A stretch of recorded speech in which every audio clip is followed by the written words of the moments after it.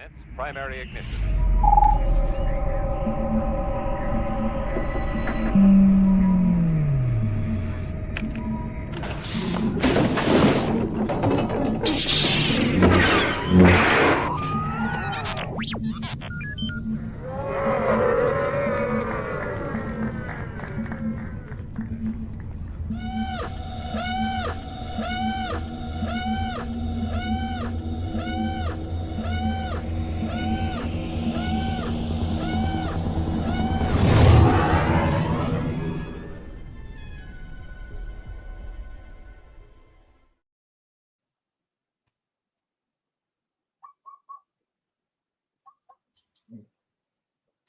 Hello there.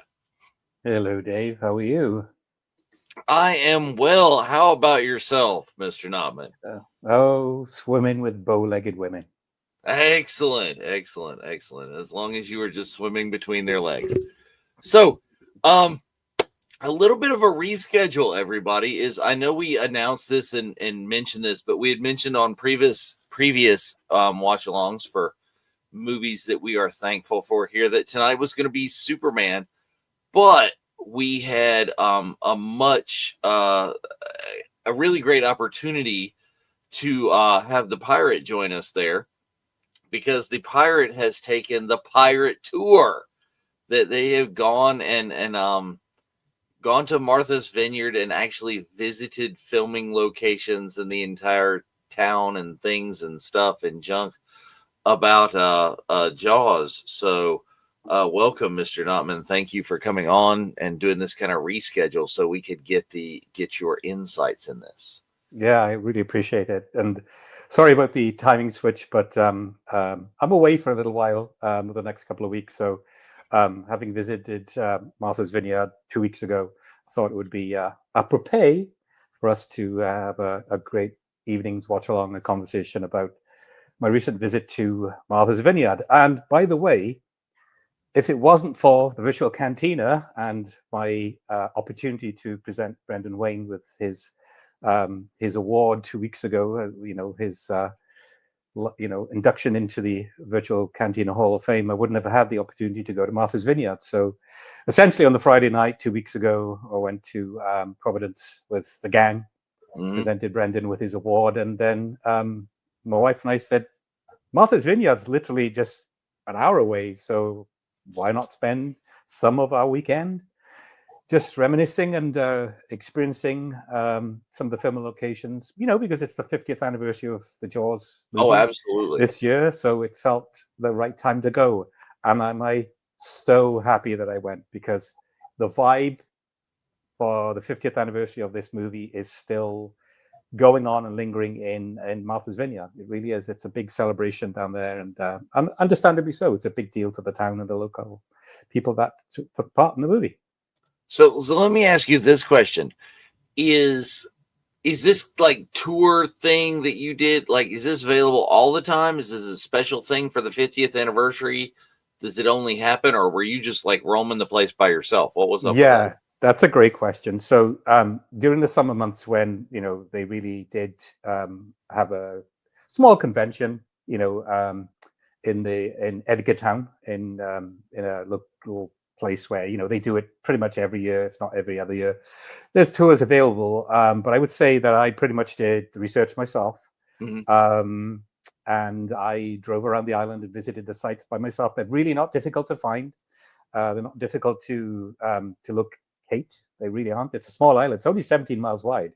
I mean, goodness, if you do your research, I would say rent a car, which is pretty cheap on the island, comparatively compared to where we live. Or you could rent a motorbike or a moped or Uber it. It's really easy to find. It's a small island. The most wonderful thing about touring the island is everything is still there. There's nothing that's been taken away. It's like it was back in 1975. So yeah, it's not difficult to find the locations. Not difficult. There's some tours in the summer, but I would say do your own tour. It's way more exciting. Just find the locations yourself. Cool, excellent. That is that sounds great. So we are going to take a look here at some of your images, and we're going to kind of talk through. I've put them into a slideshow for you. But before that, let's just tell everybody that we will be at the top of the hour at about 10 o'clock. We will be screening the film and talking along through a lot of the things. Because, like I said, Notman has just seen the place in person. I have just watched for, I think, the third time. There's a great documentary on Disney Plus that's the Jaws 50th.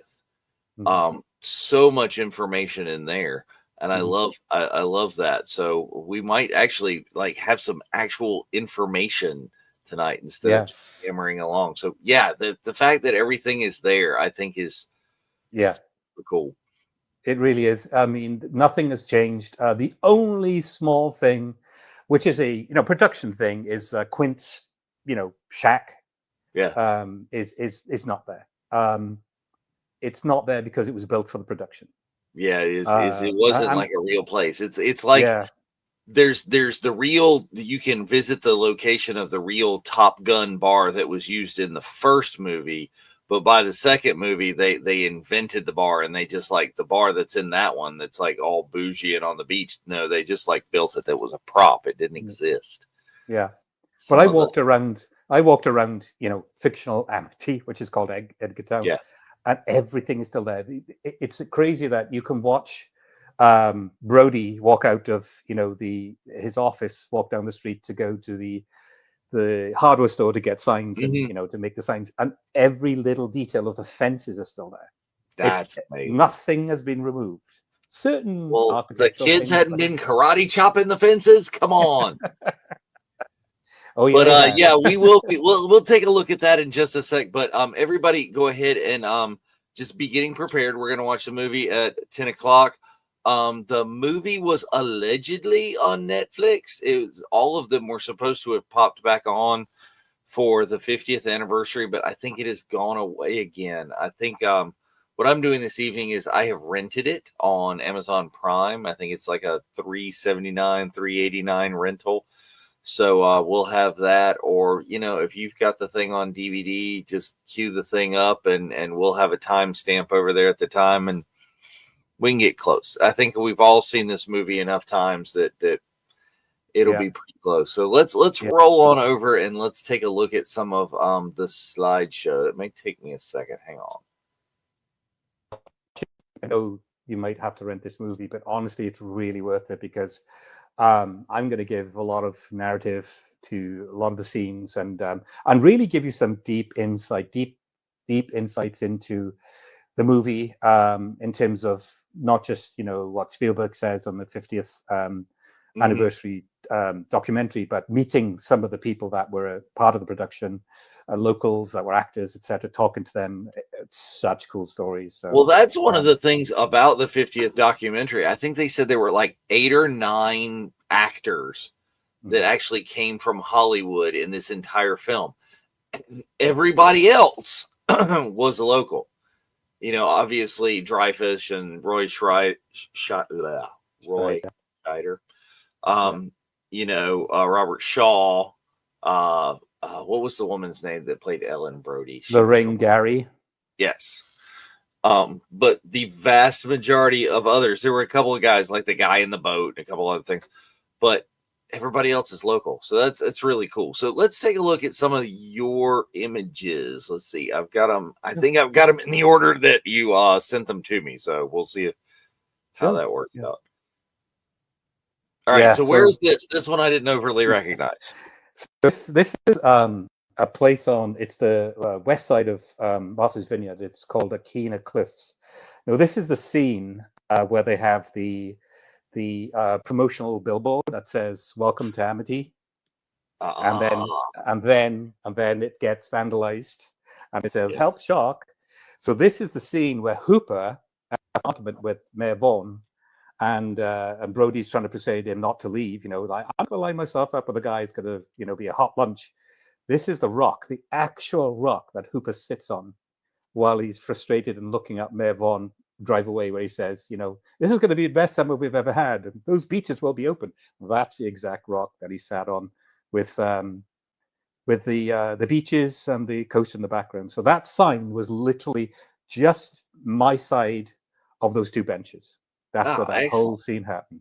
Yeah. I like the fact that you literally did come straight from Rhode Island. You're wearing your like Coach Mando shirt there. Yes, exactly. And do you know what? It took me a lot of research to find the exact rock, because they've actually, there's a group of rocks there that they've moved around, Yeah. since the filming location. But it's quite easy to find because there's two dark spots. If you look at the rock at the back of where I'm sitting, that's identifiable. So that's where he sits there looking downcast. So yeah, that's Akina Cliffs. It's on the west side of Martha's Vineyard. And good move, Liberty, is I seriously debated it too, is like going ahead and rebuying it on Dreaming. I think it was like $14. Worth And it. it's like, it's not like I don't watch this all the time. And I cannot stand the fact that they just moved the streaming stuff. This is not what we were promised when we were promised streaming. That was supposed to be a repository of all movies all the time. Yeah. But yeah, it is what it is. All right, so let's see where we go here. Oh, there's on the beach. Okay. Is there a body under that driftwood? Not quite. You're almost right there. So this little bit of erosion that's happened over the years, but this is the bonfire scene. This is where Chrissy Watkins catches the eye of that young man on the beach. If you, from where the photo's being taken, you're stood up on the dunes. So there was a little bit of deeper kind of sand there. It was like looking down. There's probably elevated camera shot. That's the exact location of the bonfire scene. Pretty much at the start of the movie, and you can't really climb up on the dunes. That's why the camera, this shot is a little low, because the erosion, they're being receded. But that's the exact spot. It's south. It's the same name as the movie. It's South Beach.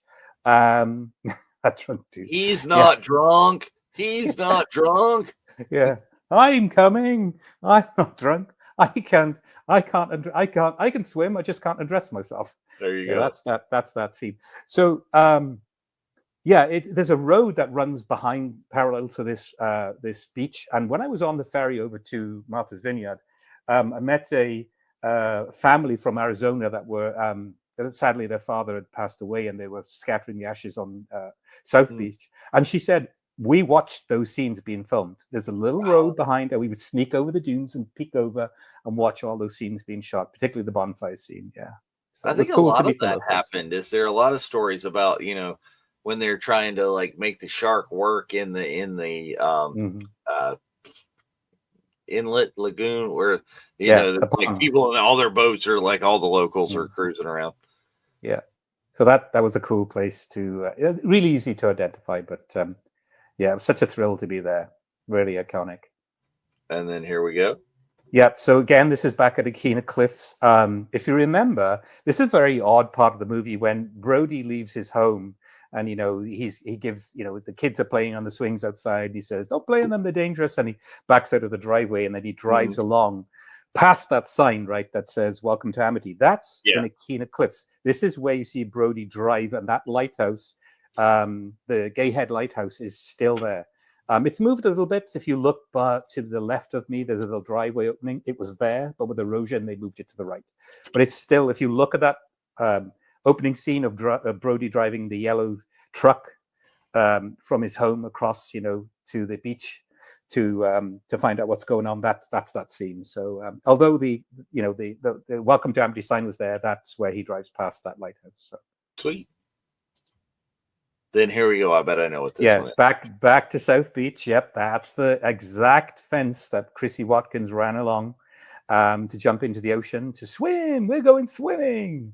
So I don't know if it's the original fence. I couldn't say that.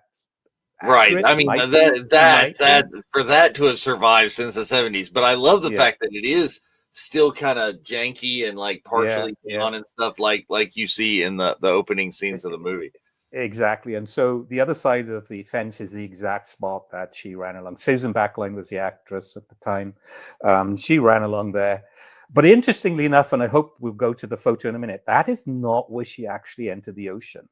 Because if you remember, and we'll get to the shot in a minute, she strips off, right, and runs into the ocean. Yeah. So South Beach is a very popular area. When we were there, a lot of joggers, a lot of people walking their dogs, people sitting on the beach having a good time. So it wasn't possible to actually have a strip off and jump into the ocean and go skinny dipping.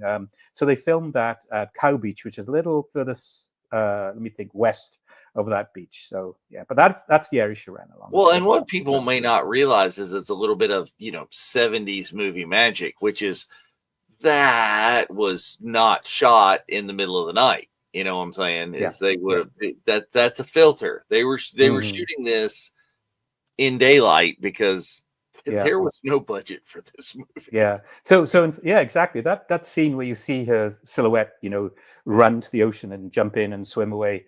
That's actually now a private beach. You can't go down there. I don't know if it was at the time, but we didn't want to trespass in the area, but we were very close to the part that she entered the ocean. So yeah, that was definitely a filter, and a scene that was not filmed too many times, as you can imagine. So they wanted to just get that shot and move on. So to respect to privacy.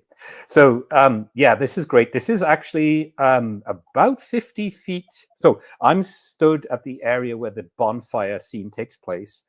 And to my right is where, so the same area where the bonfire scene takes place is where Brody and the young man the following morning walk down, across the dunes, and then they turn right down the beach. So where you see those people in the distance walking the dog, that's where they found Chrissy Watkins' remains. So that part where Deputy Hendricks, blows the whistle and then kind of that's down in the driftwood. That's there. Yeah.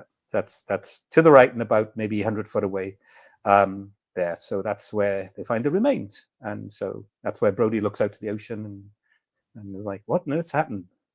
Yeah, they're making really good use of close locations and things. Mm-hmm. It's like a lot of times I think directors today or people that with more of a budget would have, oh no, we need a stretch of beach that's more scenic and shoots better. It's like we're going to move to the other side of the island or some. Yeah. I'll tell you a little bit about why Martha's Vineyard was chosen for the shooting location. Anyway, moving further into the movie, this is the location where when they catch the tiger shark, Mrs. Kittner puts the $3,000 bounty out, and they catch the shark. This is actually where it's hung. This is exactly the spot where it was hung on the harbor to display to people like, we've caught the shark, everything's okay now. It's actually probably only about half a mile away from South Beach to the west side of the island, but it's still there. The harbor master's hut is still there. This is the same location where Brody is like, get those people out of the boat. Don't take, what are you doing? Don't take the TNT on the boat. And and Matt Hooper actually comes in and gets welcomed by Ben Gardner, who was actually a local. He wasn't an actor, hired for the movie. He was a local guy, and that's where all, the slap of Brody, that's where all that occurs. Same location, very small area called North Street, right there on the harbor. It's in the harbor master's area. So that's exactly where the shark was hung, right there. And I'll tell you a funny story about the shark being hung there by the locals. Anyway, this is me, as you can see, obviously. Is this the ferry out to the Boy Scouts? That's the ferry out to Chappaquiddick Island called the Chappie Ferry. And right there in the background is April Bay, fictitiously, where the Boy Scouts were doing their merit badge swim. So that's that area in the background. And I'm on it's called the Chappie Ferry. It's literally from the area that you saw where the shark was hung across to Chappaquiddick Island. It takes 5 minutes there, back. It's $5.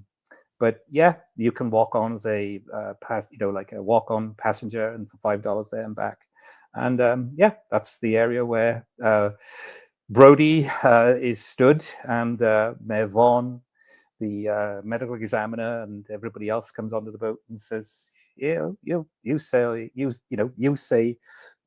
Sorry, my headphones are falling off. Yeah. You say barracuda. People say, huh? What? You say shark. You got a panic on our hands on the 4th of July. I love these. These are great shots. Okay, I have only seen these once when I put these in here, and before, and you haven't told me anything about which ones these are, and you've taken the shot so well that I'm recognizing them without.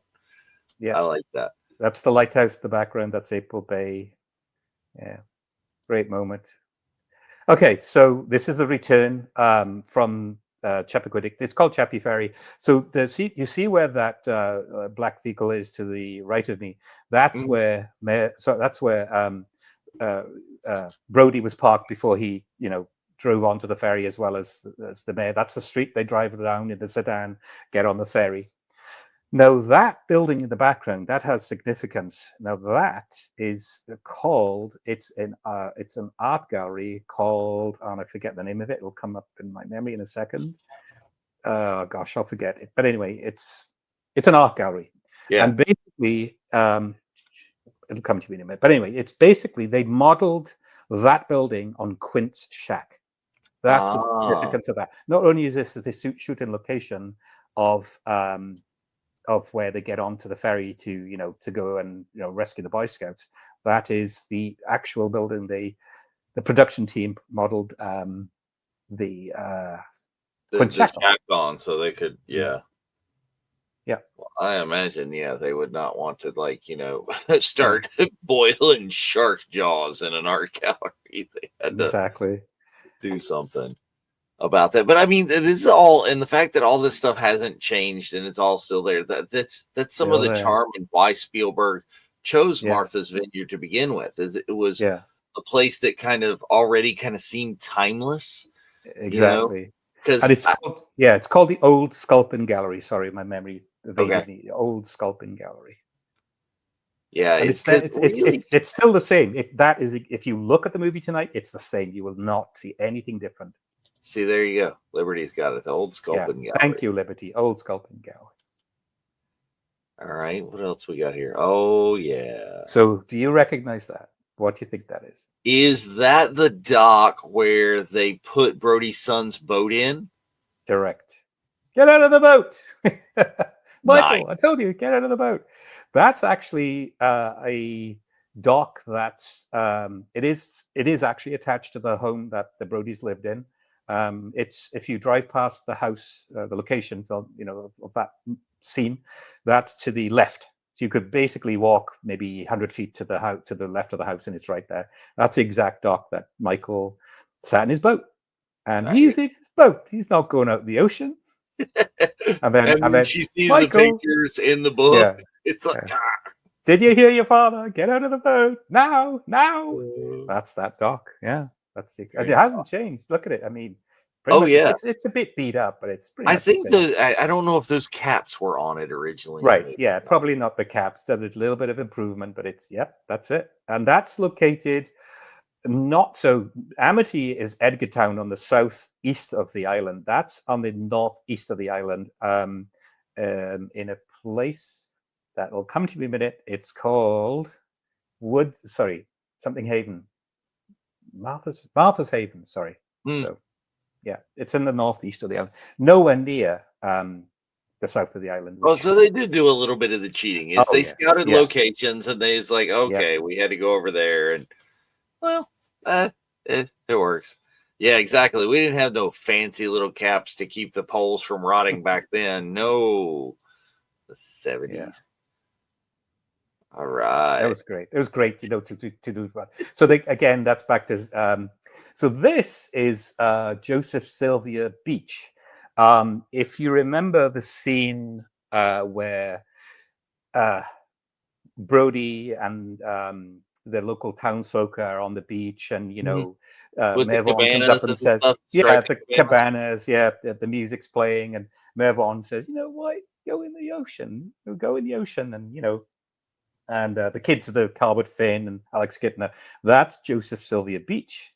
And I'm pointing at a sign that says "Swim at your own risk." So that's the location where they shot those scenes where Alex Kittner was killed, and Brody has that look on his face when he sees the kid being taken down. And everybody's supposed to be having a good time, but nobody goes in. Yeah. So that's Joseph Sylvia Beach. It's east of Edgartown before you get there, on the drive down from the ferry port. So nice. Great. Yes, absolutely. We just soaked stuff into it. So all right, great. This is the bridge. Yes, it's the Jaws Bridge. The Jaws Bridge. Yeah. So to the left of this photo is the pond.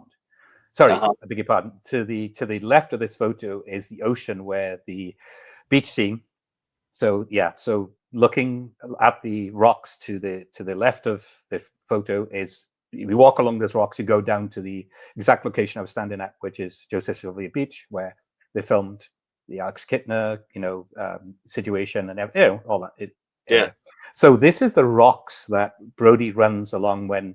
So Michael Brody's son says, he said, like, don't the ponds for old ladies. Yeah, the ponds for old ladies. Do it for the old man.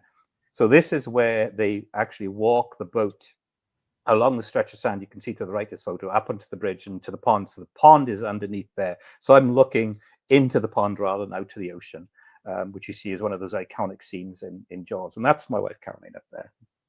Liberty, she loved it. She loved being on Martha's Vineyard. She'd tell you different, but she did. So yeah, that's that shooting location. I actually ran along those rocks and tried to, just kind of do that kind of scene again. I couldn't run along those rocks. I kept tripping over and falling over.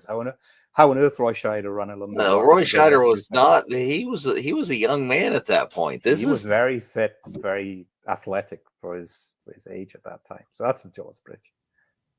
Yep. So that's a further shot of the Jaws Bridge, same angle.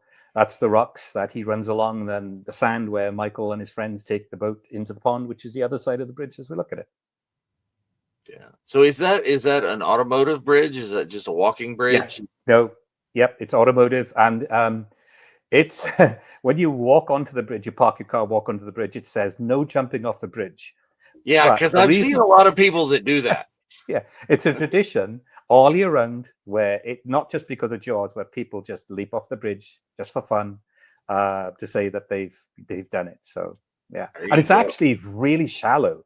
I couldn't believe how shallow it was. It was literally 4 to 5 feet. You see that shark swim under that bridge into the pond, right? And that, so not where the rocks are. The other side of the bridge to the left is where the young artist that's painting says, shark in the pond. You see the shark swim towards that bridge and into the pond. I think that's one of the reasons why Martha's Vineyard was chosen in general, is that their bay and their spot is the shallowness, that they could get the equipment and all the hydraulics and the stuff to make the shark sort of work. Not exactly. So I will give the it's not a spoiler alert, but I'll give that secret away. So the producers of Jaws were actually going to film it on Nantucket Island, and they were scoping out areas there. But the producer took the wrong ferry. He took the ferry from Woods Hole to Martha's Vineyard. It's called Ferry Haven or whatever it's called. It doesn't matter. And he realized that he should have taken the Woods Hole to Nantucket ferry. He couldn't get back off the island that day until later that evening, but he kind of checked out the hotel and stayed the night. And he said, "This is perfect. I'm so happy." True story. He got the wrong ferry and ended up choosing Martha's Vineyard for the shooting. All by the accident. Fortunate accident. Yeah. I think there's a lot of fortunate accidents that happened in this film, really. Yeah. So this is from the bridge. The bridge is to the right of this shot. I've turned the corner past the rocks. This is the location of the beach scene with Alex Kittner and everybody not wanting to go in the ocean. And you see Peter Benchley say, helicopters flying over. This area, this town has been, the attraction of a killer shark. Whatever the line is. That's exactly where that was shot. We had a large predator. Great story about Jeffrey Woolhouse told me this. So the Alex Kittner scene, I'll tell you more as we watch the movie, but the Alex Kittner scene here, he was hired as an actor on a rather than an hourly rate, like a per diem. It was kind of like I'm being hired on a contract at like $150 a week rather than $50 a week. And he had a dressing room here as a local kid that you could put the robe on and go and, warm up after scenes, where all his friends he was in school with didn't have that. And were just sitting and waiting on the beach, shivering with nothing but a towel. Well, that's the thing too, is a lot of people, it's like this is a northerly beach. This is not Florida. Yeah. So Yeah. getting in the water is an ordeal at the early season to begin with. Early season. And you know what? Jeffrey Fuhas told me, he said, look, I wasn't scared about sharks or shooting the scenes or blood or gore. I was more scared about freezing my butt off in the ocean because it was cold, literally cold. So I don't know that I would ever want to get in the water, and like they'd have to be August. Yeah. Okay, so this is the bridge again, the Jaws Bridge, but the pond is now to the left of this shot. So when you see Brody run along those rocks, he jumps up onto the bridge, this is and where he jumps off, runs towards you and jumps off. Mm. Okay, so he runs towards me when I'm taking this photo and jumps off to the left, and the drop down is enormous. It's got to be at least 15 to 20 feet.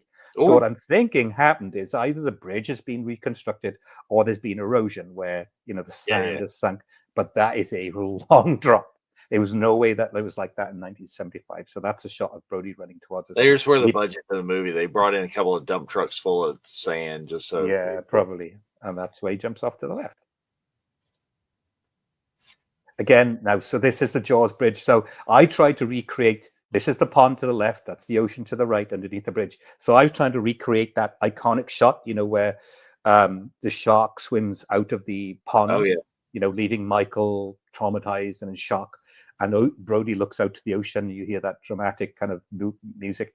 That's that shot. But I literally couldn't get out into the ocean. It was a little cold leap for me. So I tried to recreate as best I could, but I kind of sort of fails. Yeah, I think that was a scene that Spielberg said that there was a lot more to that scene at one point, but they chose to cut a lot of the gore out at that point before the MPAA even saw it. Yeah, I loved this one. This was well, great. If you're a Jaws fan and you've watched the ocean, watched the movie, this is something you will probably recognize. So this is Edgartown. That is actually the harbor in the background in the distance, just 1 block away, as you can see it there. And this is where they hung the 4th of July banner from that store to that house. The same. If you look back at the movie, it's still the same. So that's the 4th of July banner scene. And so as you look to the right of the photograph, so Deputy Hendricks would have walked to our left and walked down the street with Mayor Vaughan and basically saying that famous line, "We had a shark attack on South Beach. I got to batten down the beaches, man." That's exact location, but walking away from this camera, not towards. Yeah. Nice.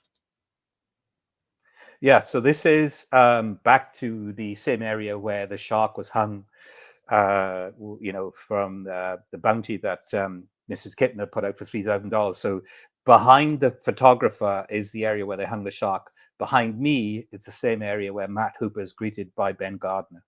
That's the other side of that harbor towards. So Quint's shack and that lighthouse you can see right behind me, that's that side. So Ben Gardner greeted him there. And when the shark is hung behind me, if you remember that scene, Quint sails on his orca from that lighthouse towards me and is grinning because he knows that's not the shark. There's no way that's the shark you're looking for. And so that's that scene. But yeah, that's where Matt Hooper gets greeted by Ben Gardner. Well, and you make the mistake because many people have said that the actual Ben Gardner, that's kind of what Quint's personality was kind of based on. That real life kind of hard nosed fisherman that lives there. Yeah. Okay, so this is the exact spot that Chrissy Watkins enters the ocean. Oh, okay. So this is that beautiful moonlit. That makes sense because it's so flat right there, and just yeah. That's the area she enters. The landscape, the coast in the background from that scene is the same, and that is an area called Cow Bay Beach, which is just about 2 miles west of South Beach, where the bonfire scene takes place. So that's just a 2-mile drive down, but it's very shallow. You can see why they picked that area, and that's the exact spot within probably 20 feet that she entered that ocean. Nice. And then back to the Again, bridge. back to the bridge. Yeah, that's the better shot. That's looking towards the pond. Cool. I think that's what we got. So yeah. So, great. I'm really pleased that I was able to share some of those photos with you. Just again, if you like Shaw's, or if it's in your top 10 of movies and you're in the area, go to Martha's Vineyard. I mean, apart from seeing the Jaws filming locations, it's a beautiful island. Very colonial. A lot of it hasn't changed. You talk to any of the locals about the movie, they all have a story. They will tell you whether they were part of it or whether their family was a part of it, and they're proud of it. They don't mind talking about it. They're happy to do that. And a lot of the film locations in Abbey itself, where whether it's Brody's office or it's the town hall. Oh my gosh, it's almost identical to when they filmed the movie. You can walk into the town hall, not on a weekend, but a weekday, and those signs that are down that corridor are still there that hang, like the accountant's office and this office, that office. And you walk in, and the two things remain from that scene that they shot where, they were discussing what to do about the shark, and Quint scratches his nails down the board and says, you know me, you know what I do for a living. That's still there. The desk that they sat around, Brody, Vaughn, and townsfolk, that's still there. That's cool. The clock, it's and they have a museum in Edgar Town that's not attached to the town hall. That's still there. But yeah, it's very surreal. You can just walk into many locations, and it's very authentic, very, very timeless. They haven't changed a lot. Cool. And so we're getting ready to watch the movie. We are running a little bit late, but I think it's worth it.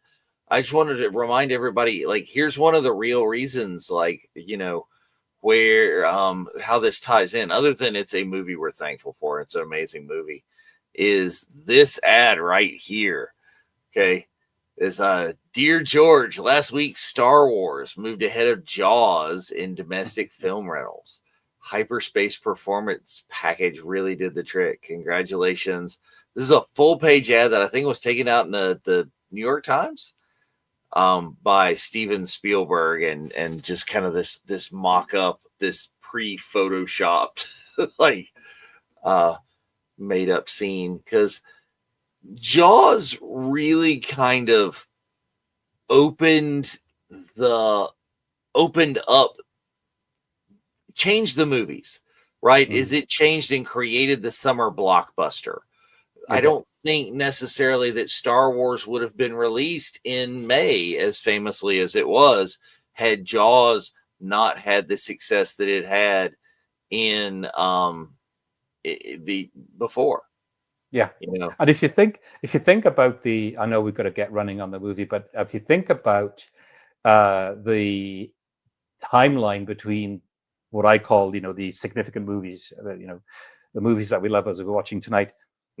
Jaws, 75.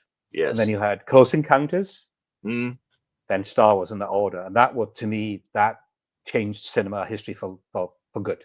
And then immediately after, what we will be watching next week on a special time, we're not going to do it like on Thursday of Thanksgiving, Superman 1978. So what a great movie. It just all goes right in there. So yeah, let's get back to it and get ready to check out the movie. So we are gonna get ready. I gotta get my clock going. Little switcheroo over from one to the other. So let's, there we go. Get that up there on the stage for you. And we're going to go from the Universal logo at the beginning of the movie. Yeah, absolutely. As we'll get it ready, as I'm going to pop mine up as I've got mine, had mine ready and queued to that point. So yeah, stick with us, folks. I've got a lot of more stories, a lot of more information about this movie that will blow your mind, honestly. Alrighty, so let's get into the countdown, and we are going to start the movie in 10.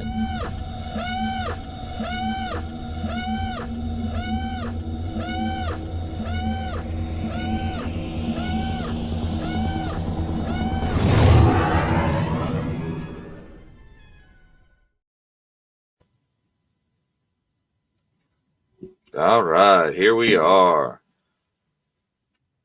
There's your Universal, an MCA company. It's like now everything's all owned by the same people anymore. It's great to see those old kind of production company intros. I love those.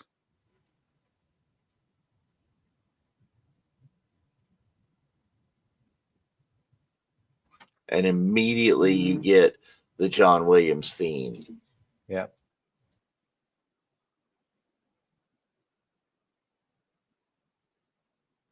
Do you know what's interesting? If you look at Scheider, Shaw, and Dreyfus, Dreyfus was annoyed that Shaw had his billing at the top. He wanted it all three equal across the screen, but he was annoyed that he got top billing.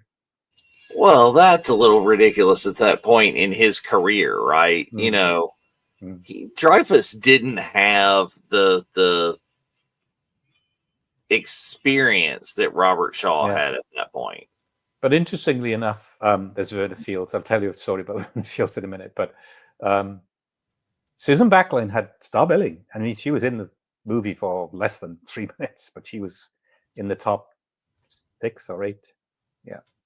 Thank you, Sherry, for coming in for what you could. So here's the. Oh yeah, this was a movie. You know, one of those. Like I said, it started forming so many things. It's a movie that you got summer blockbuster. It's a movie that became the biggest movie of all time for a period. It's a movie that had that first kind of soundtrack.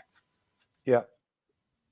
And you know, this really quickly before we see this scene unfold, I wasn't old enough to see it live in the movies. You know, I was 8 years old at the time, 7 years old at the time, and my parents wouldn't let me to see it. But when I saw it subsequently, I was like, I didn't want to go in the ocean. I didn't want to.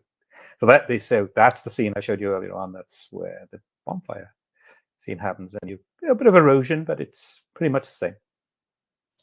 No, you can see the very same spot. I mean, you can see the little the cutout and the curve. See here, this is what I was talking about. Is how you can see that the fence is still kind of curved that way. Look. So look at the similarities between the fence that we looked at and this. They're going swimming. Yeah, he's not drunk. Always remember that. He's not drunk.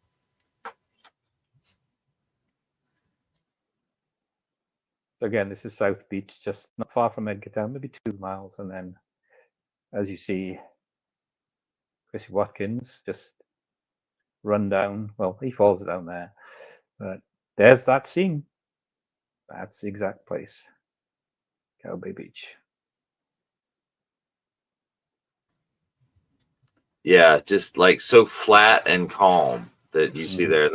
And the shallow is probably because there's like 4 guys with ropes like underneath the water here pulling her all around and making this next scene happen. Spoiler alert. Yeah. If you ever watch an interview with Susan Backlund, that's what she said, you know, ropes tied to left and right of my waist and just being pulled and thrashed by divers. But that's what was necessary for the shot. Oh, by the way, the model, you know, the Welcome to Amity sign, the model, the lady on the lilo, the floaty, you know, on that sign, that was Brian De Palma's girlfriend. Oh, there it is. Dude, guys on a rope.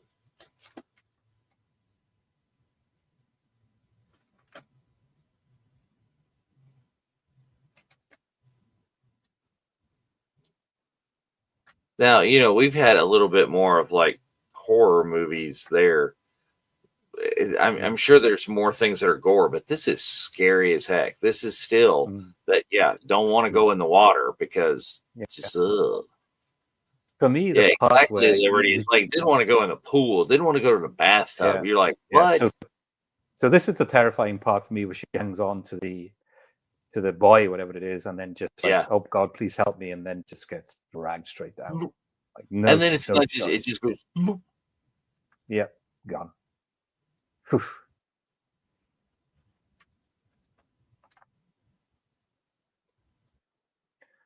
So the next scene will be the Brody house when he wakes up.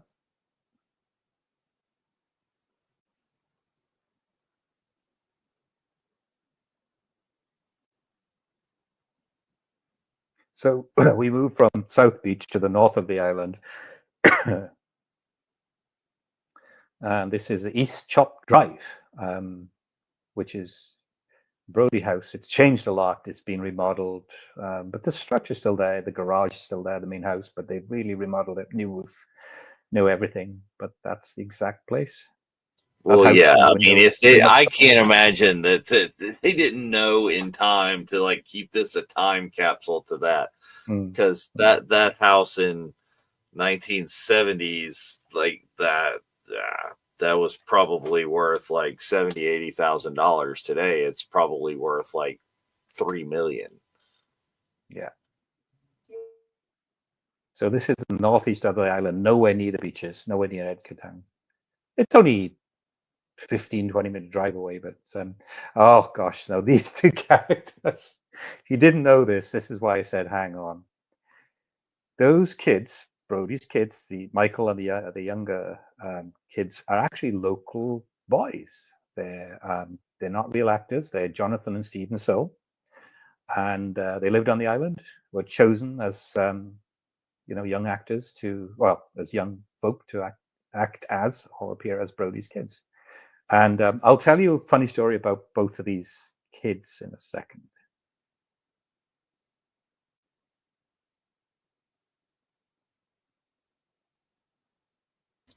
But did one of them went on for the sequels, didn't he, or no? Oh, that much sure. I don't know. Yeah. So they're the kids playing on. So there's his yellow truck. This is to the northeast of the island.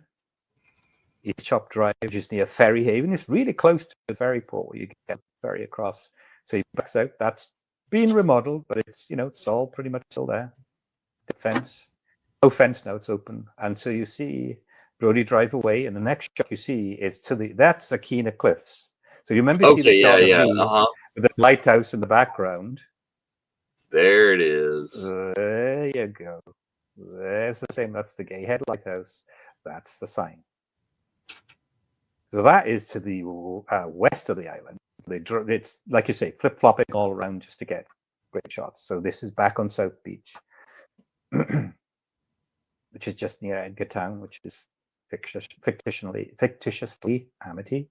They come down the dune, and as I showed you my picture earlier on, looking west on South Beach is where they found Chrissy Watkins. Yeah. Now this actor here, this is a local too, and he's talking about how they wanted to dress him up all like hippies, what they thought the 70s were, and he's like, so you see my shot?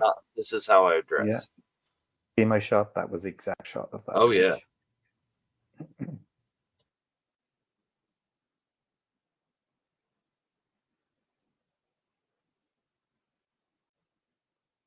So this actor, I forget his name, that plays Deputy Hendricks, he's also a local. He's not, he's an islander.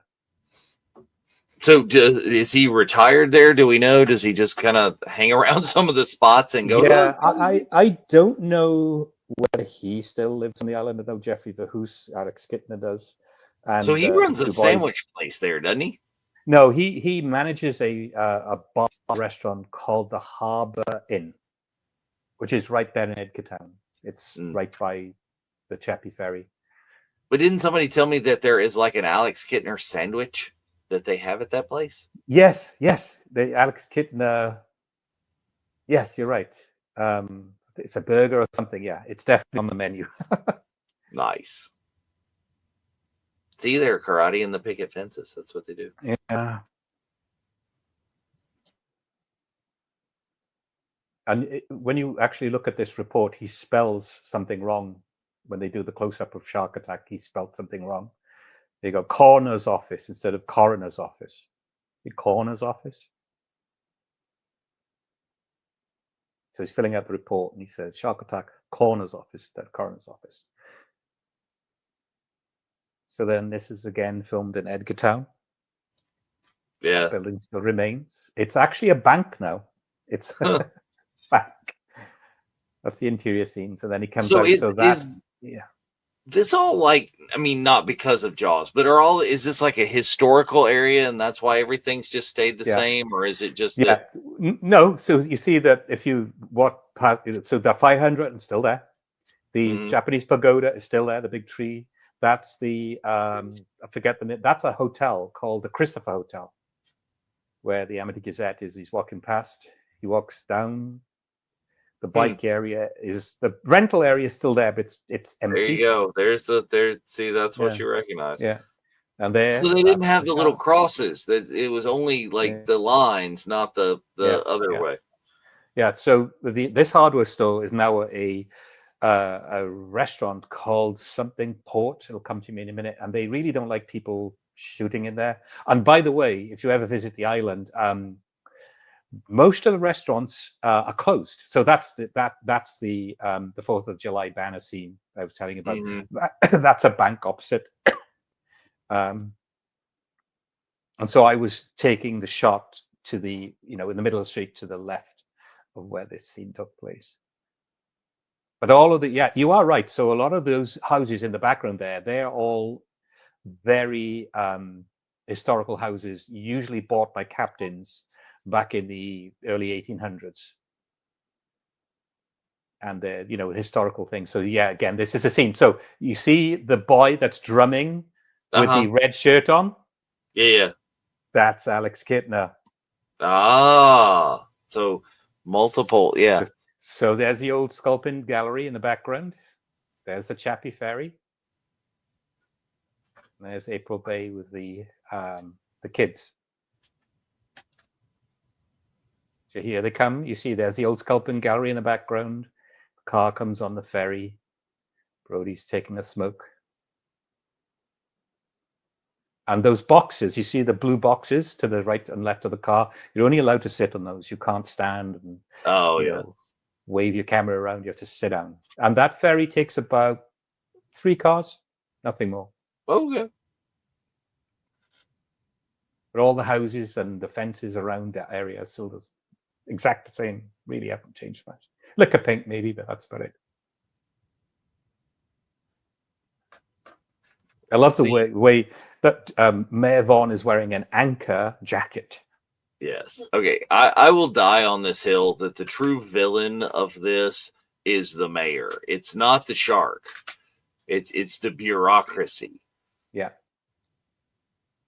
So you see the way he spins there. They don't do that. They just go straight across. What I think they were trying to do is get a shot of the lighthouse in the background in April Bay. You don't really do that. They just drive straight across. They don't spin it around. Yeah, if you think about it, if you went to the island, make it more cinematographic. I don't know. Yeah. So if you look at the ferry now, you'd have to back off the ferry, drive off the ferry. But there's nothing over there. It's bleak. There really is nothing on Chappaquiddick Island. If you like that kind of Kennedy conspiracy theory stuff, then Dyke Bridge, where the Chappaquiddick incident happened, is there. But there you go. That's the ferry, Chappie Ferry. There's the old Sculpin Gallery in the background. And now we're back to the beach area. Yeah. So we're back now. This is on the east coast between Edgartown and Ferry Haven. This is Joseph Sylvia Beach. And you'll see in the background the bridge and the rocks. But yeah, there's Jeffrey Vu House. Let me go in a little longer. So you see those lifeguard large chair things. They're still there. You can see those all over the island. They're nice. But it was just like the cabanas and stuff they just kind of put up to make it look. Yes. Yeah. Yeah.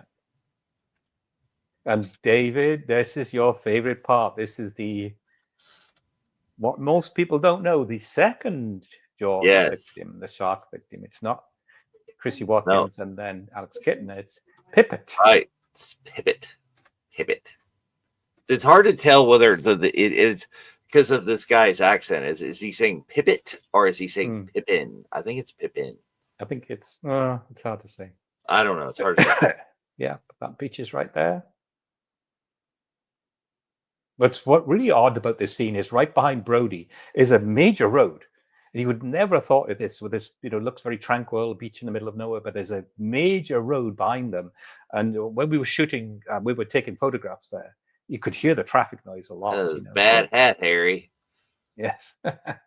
That's what that became the production company name. That's so cool.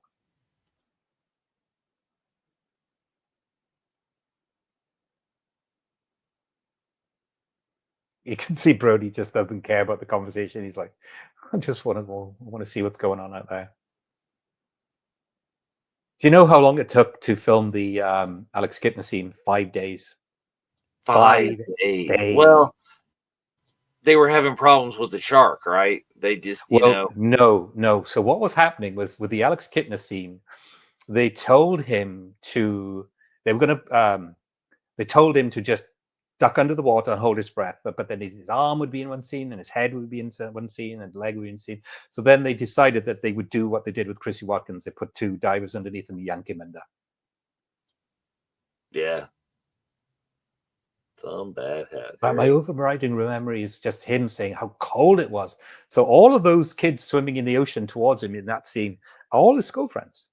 Yeah. They went to school with each other. And he got the top billing, so he had the fancy cabana. Robe and the cabana, yeah. So all of those are local kids. None of them are. Oh, here it is. He's calling for the dog. So this says Tippet is what the closed captioning says. Yeah, first time I've watched this with closed captioning on. But he's saying, Papa, if I look at it, what's he saying? I don't know. I don't know. The closed captioning says Tippet, but I have not heard it as that before. And by the way, that's a very shallow beach, so it was a good shooting location for this scene that they didn't have. And they're probably shooting that with like a kind of fisheye to make it look deeper than it is. There you go. Yeah. So this scene, he told me that basically he had to swim over a barrel of blood, and it would shoot blood. See that scene where they're shooting blood up? The barrel would shoot blood up, and they had to keep recharging it because they weren't getting it right. So just swimming over a barrel that had a little charge that would blast the blood up, and spent days swimming over it trying to get it right. Yeah, I think I saw in the 50th, the first time they did it, he was just absolutely covered everywhere because they just a little bit too much pressure or something. Yeah, covered in blood.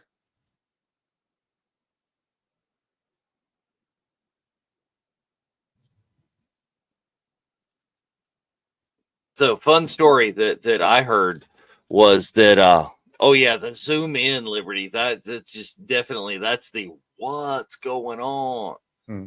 That's like but the story I heard is that the lady here that plays Mrs. Kintner is like actually came into the restaurant where her son is running now, and she just saw that the Alex Kintner sandwich. She's like, oh, I was in so and so and so and so.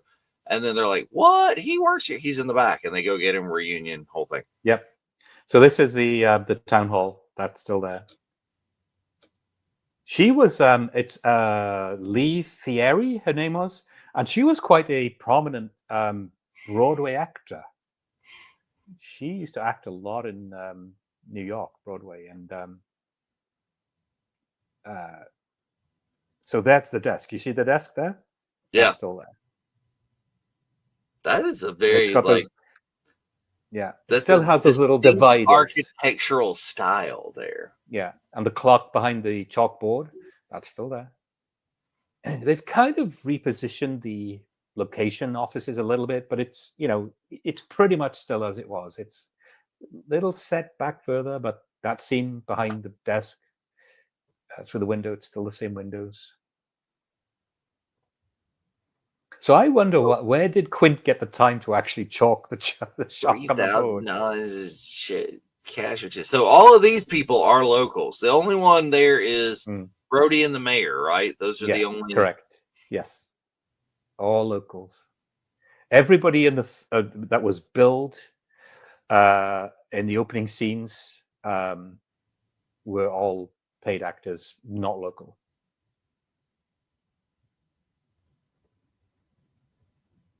In fact, Jeffrey Verhulst was telling me that basically they saw an ad to say we're shooting movie production, we're looking for extras. Add your name and address and telephone number, and we'll and we'll consider you calling back. And he went to the school and was read us basically a few lines, and they said, "Yep, you're in. We'll hire you." Yeah. Oh, see, there it is. There's Only the mayor. 24 There's the hours. evil. Only 24 hours. No, let's get some more people killed. Come on. But it's just believable though that's how it would go down. Yeah. I don't care about the shot. Don't listen to that with your earbuds in and up close. Oh. Woo.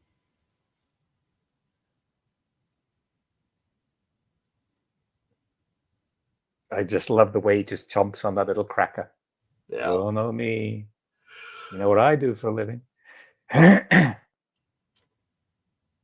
Well, and if you we'll sit there and watch interviews of the time with Robert Shaw, as there's some archival footage of him in the Jaws 50th anniversary documentary. Yep. He does not sound like this. This is acting, man. Like he's much more kind of, I put it in like Californian even. Like he's very, he's not this gruff. Yeah.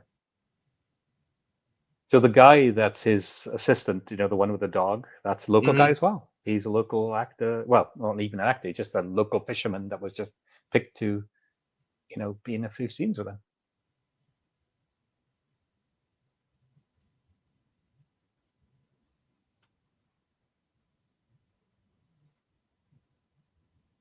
They're just like, Yeah. I love the sentence where he says, going to be cheap, go on welfare. So those signs, as you see in that corridor, they're still there. I wouldn't say they're the same signs, but they're still right. There. Tax assessor's office, town clerk, they're all still there. I have a photo. I didn't send it to you. I apologize. Oh, yeah, that's fine. There's Deputy Hendricks, South Beach. Oh, reading about it. See, there's the scene. He's all reading up on the. So now we can look at whether those caps are still on the. Oh yeah, we can see. Was that on there? Because they're about to see the. Yeah. But like I said, this house has got to be worth. Like, look at the views out that. Yeah. Now I'm curious, and after we're done with this, I'm gonna have to find that house on Zillow and see what the estimate is. Well, I can tell you the address. You want to make a note of it, or shall I private message you that? Yeah, just message me that. We don't need people like cruising through these people's front yards. They need to do their own research. Yes. Or commission the pirate tour. Yes.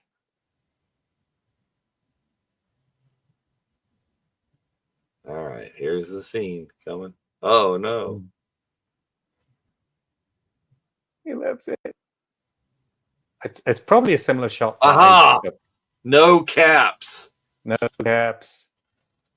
What there are some little something on there, but yeah, it's similar. It's more of a close-up, same angle, and it's painted. Yeah, gosh, I thought it would be another part of the island. It's right there behind the house. I was like, what? You're going to be kidding me. You're making it easy on me. Yeah, that's so incredibly close, by the way, to the ferry port. It's about a 10-minute drive away, if that, probably 5. Yeah, as soon as she sees the illustration, the look like, no, get out. There. And in fact, if you didn't know this, if you've watched, Dave, I know you've watched some documentaries about this, maybe the 50th. This is another part of the island, by the way. I'll come back to it in a minute. They had the world premiere on the island. They didn't show it anywhere else until they showed it on Martha's Vineyard. Wow. So this is a scene that's more towards the Jaws Bridge, past Edgartown. up towards Quint's Shack. It's that part of the southeast of the island. So Edgartown is southeast-ish. That makes a whole lot of sense. It's just easier that house is still there. Keep to let the ropes slip over there, huh? See, the only reason I would put caps on posts is just to keep them from rotting out at the top, because you get the water into the end grain and it's no good for it. Of course, I am extremely lazy about buying post caps, and sometimes my post caps are just my old cowboy boots that I throw over the top of them. Needs must. So the scene with the two guys with the holiday roast. Yeah. In a good way, I appreciate it. That is again a private beach. It belongs to a house. You can't walk on it. Yeah. But it's not too far from Edgartown. It's maybe 2-minute drive, if that, or a long walk across the beach. But you just just as private beach. The house in the background is still there, but that dock that the guys are with the chain and the holiday roast. Well, I wonder if even the dock was a real dock or whatever, because they definitely destroy part of it. Yeah, it would build it to collapse. Right. So the dock is still there, but it's dilapidated. But I would imagine that what they did with the scene is just create something to be dragged out. But those houses still there. You can see the houses, but the dock is in the background. It's really I couldn't even really get a shot of it. So it's barely above water, but it is the original area. Again, this is one of those parts of the movie where the dock turns around. Yeah, where you're sitting there, you're talking. Well, this is one of the many, many things that they used to show the shark without showing the shark. Yeah. And that makes it more frightening. You know the story behind that. So they're having, as you mentioned earlier on, massive mechanical issues with the shark. The problem with that is, as you've watched the 50th anniversary, is that it was designed for freshwater, not saltwater, and so there's a lot of mechanical breakdowns. However, and they didn't mention this in the documentary, what Spielberg decided to do is go, the Psycho director, will come to me in a minute. Yeah. Oh, yeah. So they basically used his technique. Hitchcock, Alfred Hitchcock. Thank you, David. This scene. So that's where it was with the shark was hanging, in a few scenes, and that's where all the fishermen are going nuts. And all the little boat flips and everything. You're right. It looks very much the same as. Yeah, and there's a sculpture gallery in the background. See the peak above the boat rental. That's that's the Chappie Ferry. This is literally 1 block away. It's called Morse Street. Now there's North Quint's Shack in the background, April Bay. That's where he greets Hooper. And this is the funny is the level of boats that these people are going out on, and then you see what the shark does to the orca later. Yeah, it's always more frightening when you can't see the monster. This is one of those happy accidents. The shark is broke. We had to do something. We shot it this way. It's why Jeff's graphic, the main graphic that we have here, this is my fave, is where Jeff added the barrel, right? I have a story about that barrel, by the way, or one of the barrels, but yes. Hitchcock. It's a Hitchcock technique where if you can't see what scares you, it'll scare you more. So because of the mechanical issue, the shark, Spielberg decided, I'm going to take the Alfred Hitchcock approach of not showing you the monster. Yeah, there we go. Frank Silva, I named an actor in Twin Peaks. That's the name of the harbor master. Yeah.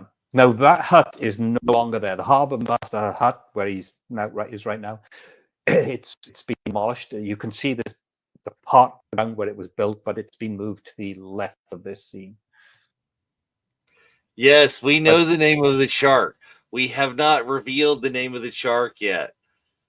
We haven't seen the shark yet. Hold on. So here's a reveal. I told you to hang on, and I give you some surprises. So when I was talking to Jeffrey Verhoos, he said basically when before shooting the movie, we all knew where they held the shark for the movie. You know, the mechanical shark that went in the ocean. It was held in the Edgartown Yacht Club, and basically him. And I'm going to say it because it's public. He's put it out on various channels. Him and his buddies to break into the yacht club because they just opened the window, wouldn't really break in, and climb all over the damn thing. Yeah. Climb all over the damn thing. Like, what? True story. Him and his school friends would, you know, open the window, climb in, climb all over the shark. Well, and there was not one shark. There were 3 sharks. Yes. Yeah. And you can actually go to the area where they held the shark when it wasn't in production.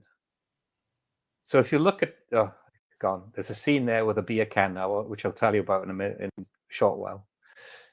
But the little jetty where they held the shark, the mechanical shark, is still there. And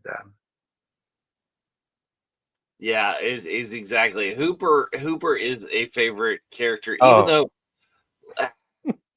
Hooper they made a lot more sympathetic in the movie. So I'll go ahead and tell you, like right here, is I come to this movie. I love it, by the way, but from a different place because I did not see the movie first. I read the book first. Oh, and yeah, I did not. And the book is very different. It has a lot of different stuff going on. There's a whole. Go ahead.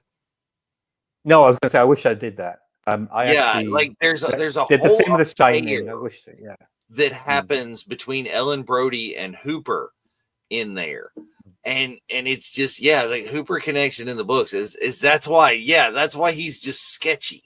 You're just like, damn it, I don't like him because Brody's the favorite. We're rooting for Brody, and then but it's just like So I agree with Liberty. I think Matt Hooper in this is just he's, to me, it's like, I'm not just a hero, but I just think he's the gravitas behind this movie. It's like, this is not a shark attack. And he very much is the expert and knows the stuff. He's also, I think, portrayed as a lot younger in the book. Or at least that was the impression that I got when I read it, is I was not picturing Richard Dreyfuss at this age. Yeah. So there you go. This is the scene. I'm not sure which angle they're looking back at. And here's another, only in the 70s, that very likely is a real tiger shark that someone caught and they just hung up. It's like, I can tell you about that shark. It is a tiger shark. It was caught in Florida. It was transported up by truck to Martha's Vineyard and hung out. You see, this is the scene. This is looking towards Quint's shack. Yeah. And so behind this scene would be so there you go. There's the lighthouse. That's where Quint is like just giggling to himself. You think that's a shark? Yeah, whatever. I'll tell you about the shark in a second. There's a good story about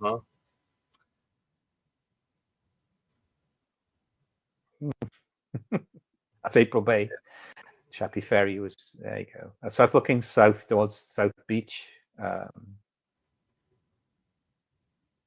towards the old sculpting gallery. They're like, oh yeah, there it is. Yeah. There's the Harbour Master's hat. You wouldn't believe it, Larry.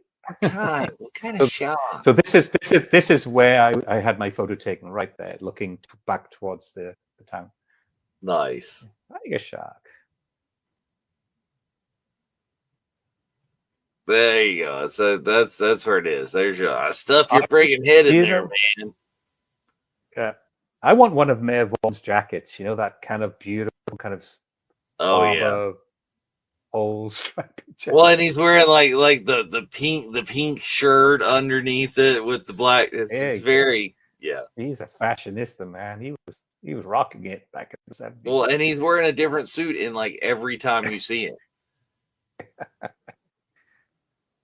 We know somebody else that does that, right? Star Wars, Amidala. Oh yeah, it's like there you go. That's your drinking game for Jaws. Is every time you see the mayor in a new suit, yeah, you're plastered by the end of the movie. Yeah. Yes, and the wide ties.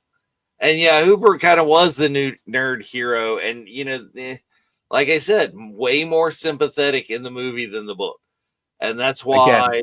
Spoilers, there was a different ending in the book for Hooper. So again, this is not another one of these lines as like, I'm not going to stand here and watch that kidness. Oh yeah. Let's be reasonable, guys. Do a half-ass autopsy on a fish. The fish, yeah. Watch that kid spill out all over the dock. This is one of those movies too. It's like everything in here is quotable. Everything is so memorable. I mean, you and I could probably sit here and turn the sound completely off and do the lines before the lines are said. Yeah. And here you go. I just found out about the other victim. Yeah. Hey, Mary, Street Harbor Master. So this is Lee Fier, and she slapped him 19 times. Woo! 19 times to get it right.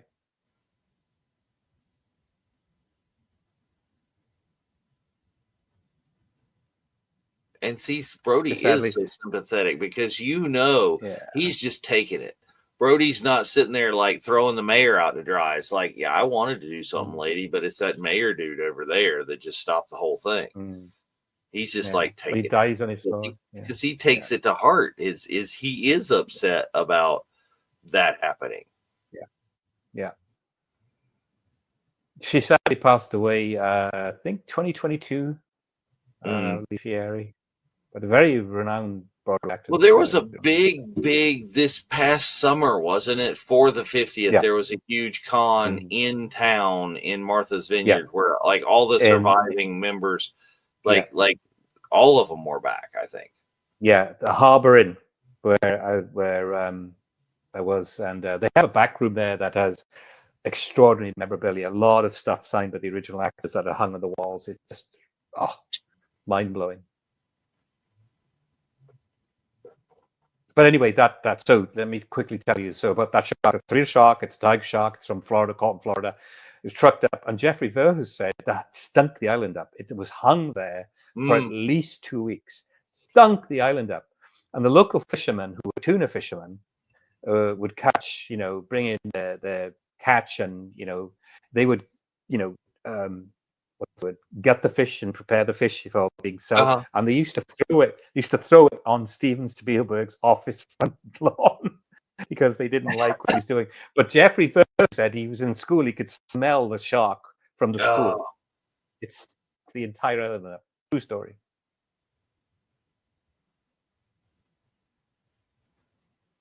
Yeah, and see this dinner party scene, it's a whole other undertone now with this than the book, where Brody and Ellen had an affair and the awkwardness and the this and the that. But this is just like, generally, here's this kid.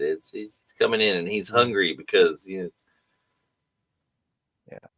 this place is a much funnier and more sincere kind of thing than it's like that damn little college. Now, I wish.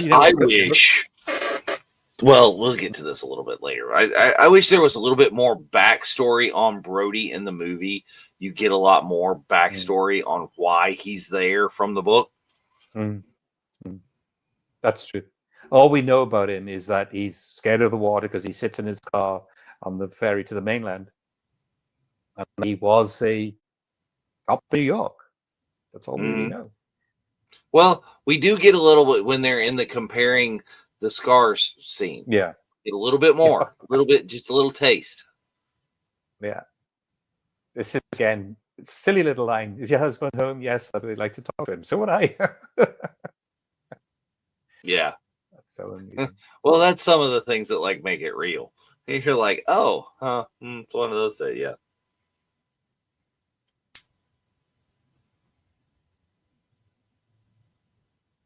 Do you know? I'm You sure gonna eat that? a lot of people watching tonight. Richard Dreyfuss is still doing the con scene. He's not Oh in every yeah, con, but he's yeah. I have seen Richard Dreyfuss a number of times, and he's always got a lot of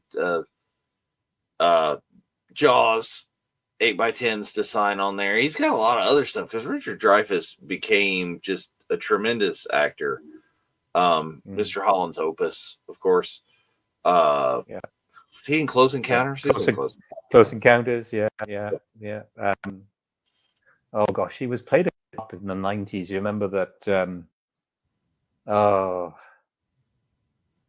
Was it Emilio Estevez? Was it? Forget. It was like one of those like 90s early cop. He was a police officer. It was a cool movie, and oh yeah. Oh gosh, you Google it. It'll come to me in a minute. He did a lot of feel-good movies.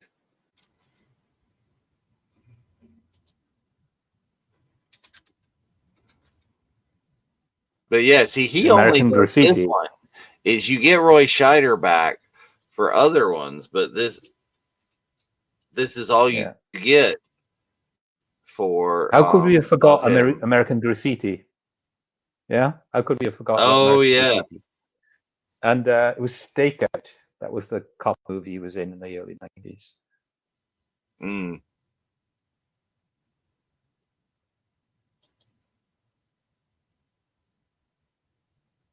Nope, not letting it breathe. Just bring it out. Yeah, that's coming out. I like the way Ellen is engaging it with him. Like, well, Brody's just sat there like traumatized and drunk and saying like, well, I don't get it. I thought he caught it.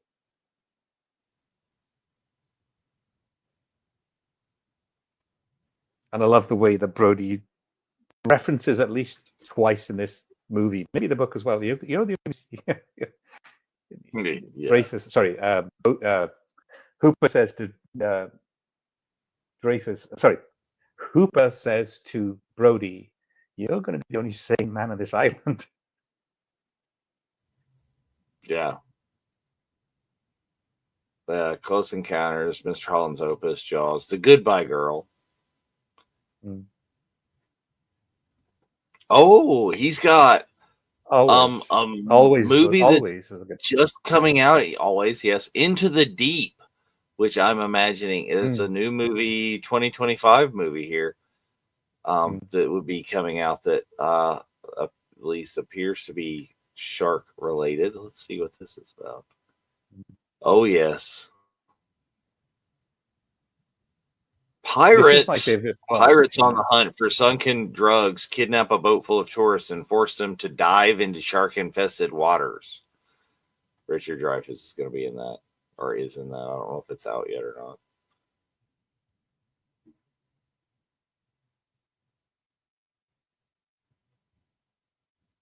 Yeah, I can do anything. I'm Chief Police. I'll do all the things.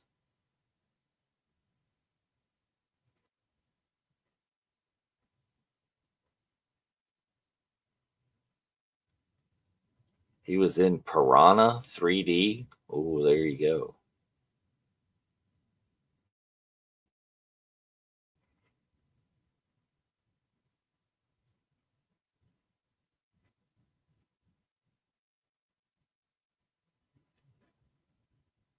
Oh yeah, it's in The American President. That was a good movie. That was right there before Mr. Holland's Opus.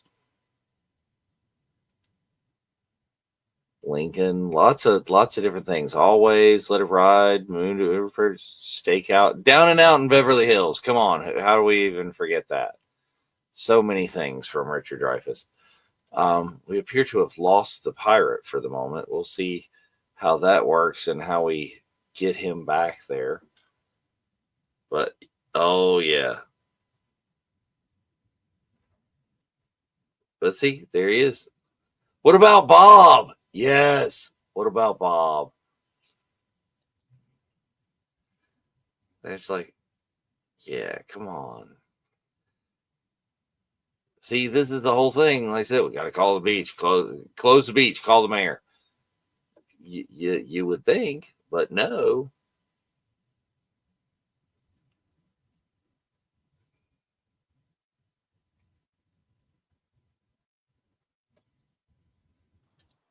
There he is.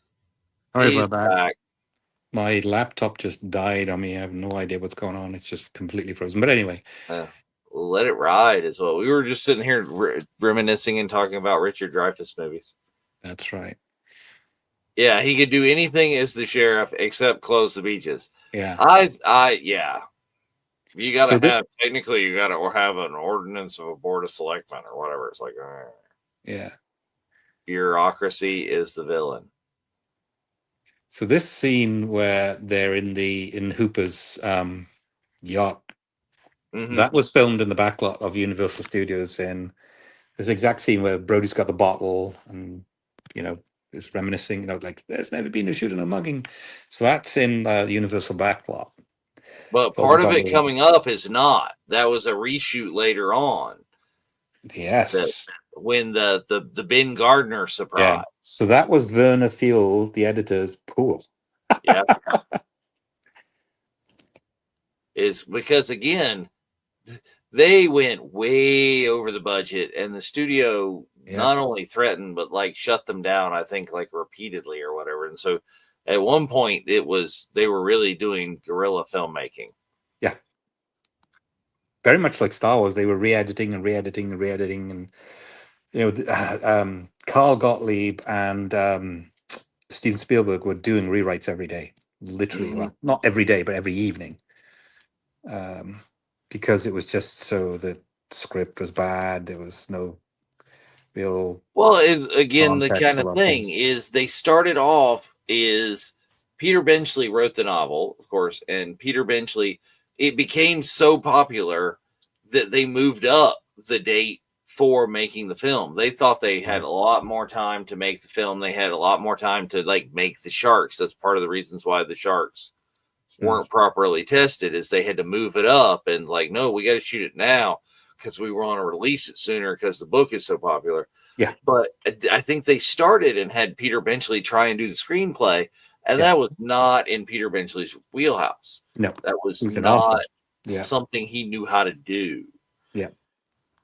So I think it was Carl Gottlieb, and I forget his, not just a writer, he might have been some kind of producer or associate producer. He just literally jumped in and just helped do the rewrites and everything. But yeah, I mean, it was it New York Times bestseller for a long period of time.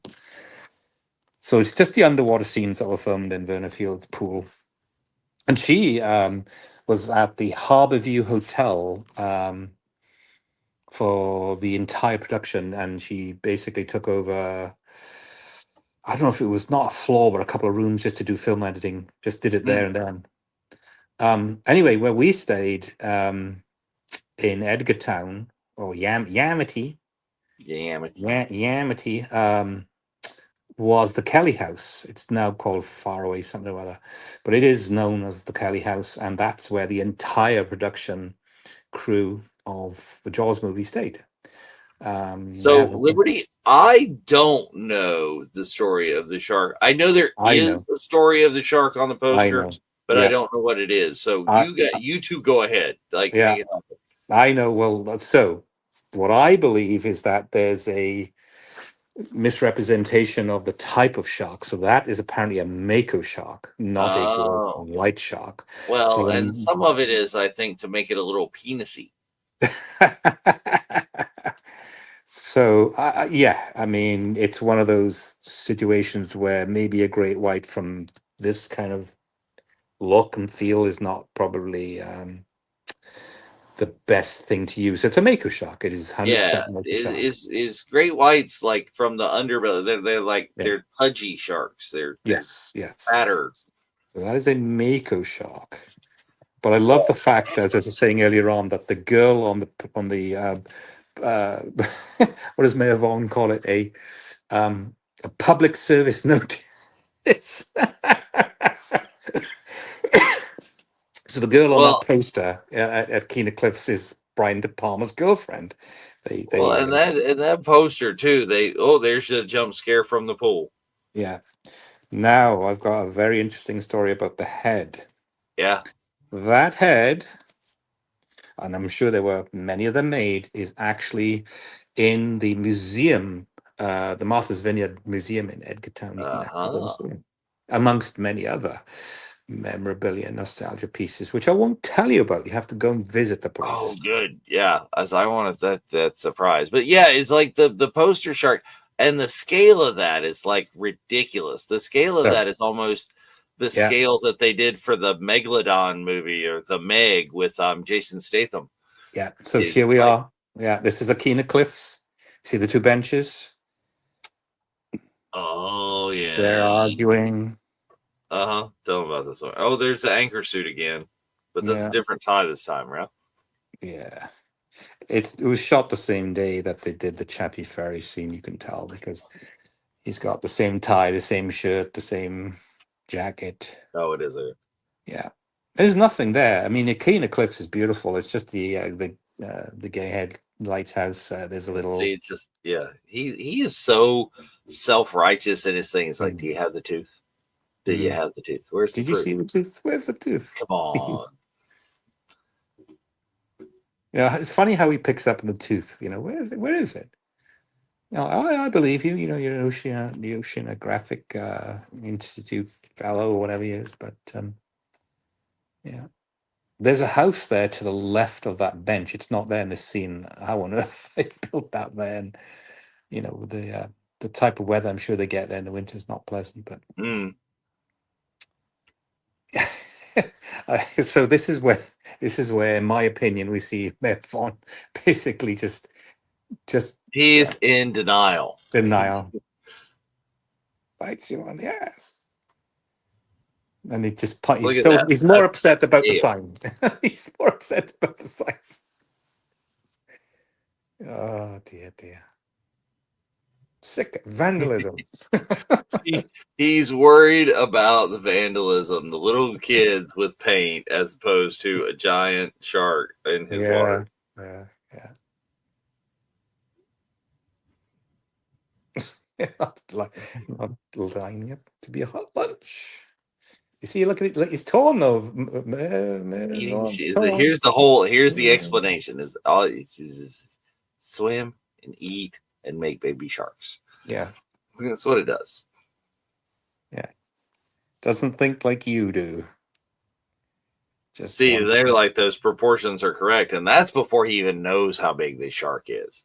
Yeah. It's like, no, that's it. So reproduction of that sign is actually in Edgartown as well. It's not the real sign. Look at poor Hendrix trying to figure Oh out how yeah. to paint out the fin. He's like, "Oh, what do I do?" I got Oh, a there's bucket your of paint. lighthouse right there. Yeah, yeah, We'll be open on the 4th of July. We got to be open on the 4th of July. yeah. Best summer we ever There had. we go. Roger Castile, prolific illustrator known for his work on other famous posters, including So Insider Strikes Back. For look the out for shark, based his look out. work on photographs of Mako shark at Yes. the American Museum of Natural History. So look out for Hooper on the rock. Here we go. There he is. That's the Yeah. sun up. So this is where you come into Martha's Vineyard from Woods Hole on the mainland. Mm-hmm. You sail into Ferryhaven. The ships are pretty much the same. You can be a foot passenger, as it says in the sign there. You can drive your car on. Now we're back to Brody's house. Let me see if I can log back into my laptop. Oh, and like they're opening the things, and there's from the ferry terminal all the Yeah. people coming out. Yeah. And the bike rental place is still there. You can rent bikes still. Bikes, cars. The first thing you see is like, what?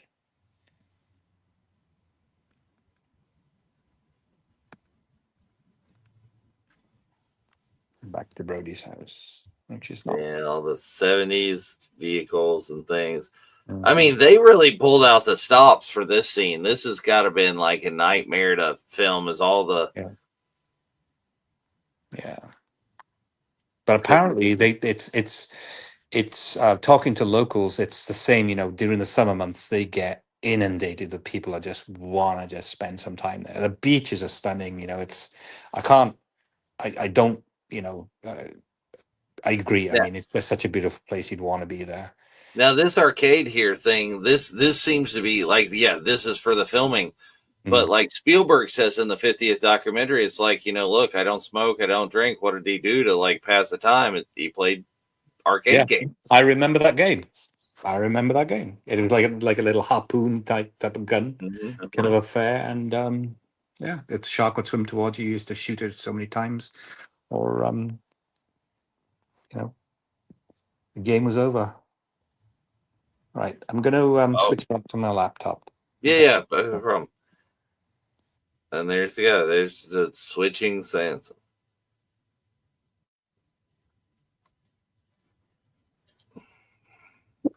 Oh yeah, and like there's your helicopter with your pontoon, and as the Jaws, the stakes went up, you would get stuff like that. Oh, it lands in the water and the shark eats it.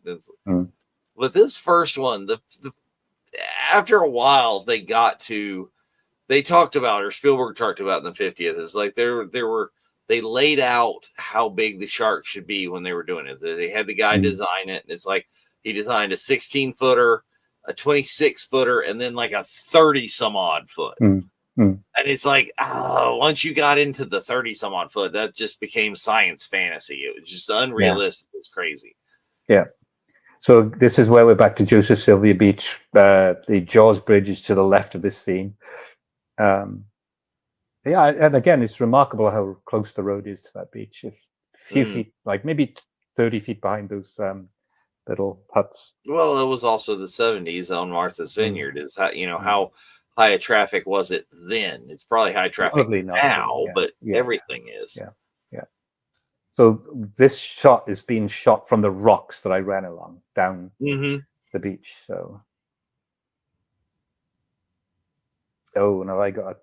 Well, now we'll see. One goes in, everybody decides to go in. Yeah, So there's the crate. I don't know, people. Yeah. I don't know that I support this.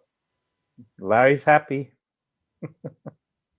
But you notice Larry's not going in. Larry's not got a swimsuit to be found, man. He's just like, oh. Yeah. Oh, here it is. Come on, man. Put it in the pond. Oh, the old man a favor. Oh, that's exactly your shot. Except no lifeguard stand there. Yeah. Dang, those rocks are hard to run along. I keep saying it no chance. And look, the hot dog stand is right there. It's like right next to the rocks. Nice.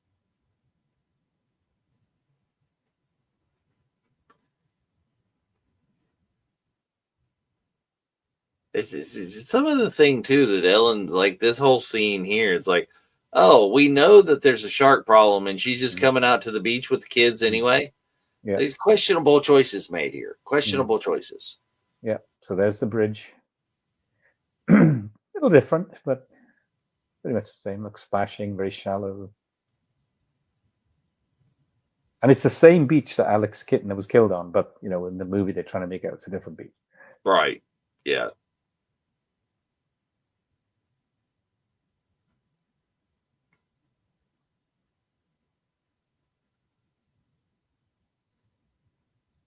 Oh, I've got a story to talk to you about those two kids with the fins.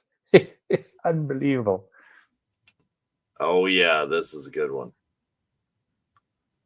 They did a lot of like underwater photography here. I think there was a lot of experimental stuff because Spielberg wasn't a diver or anything prior to this.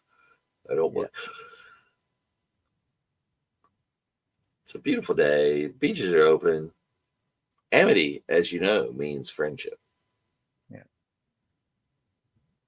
So the town to the northeast of the island is called Oak Bluffs. That's where Brody's house is, and the ferry terminal, and the scenes where you see people come in, and the movie theater where they had the premieres there.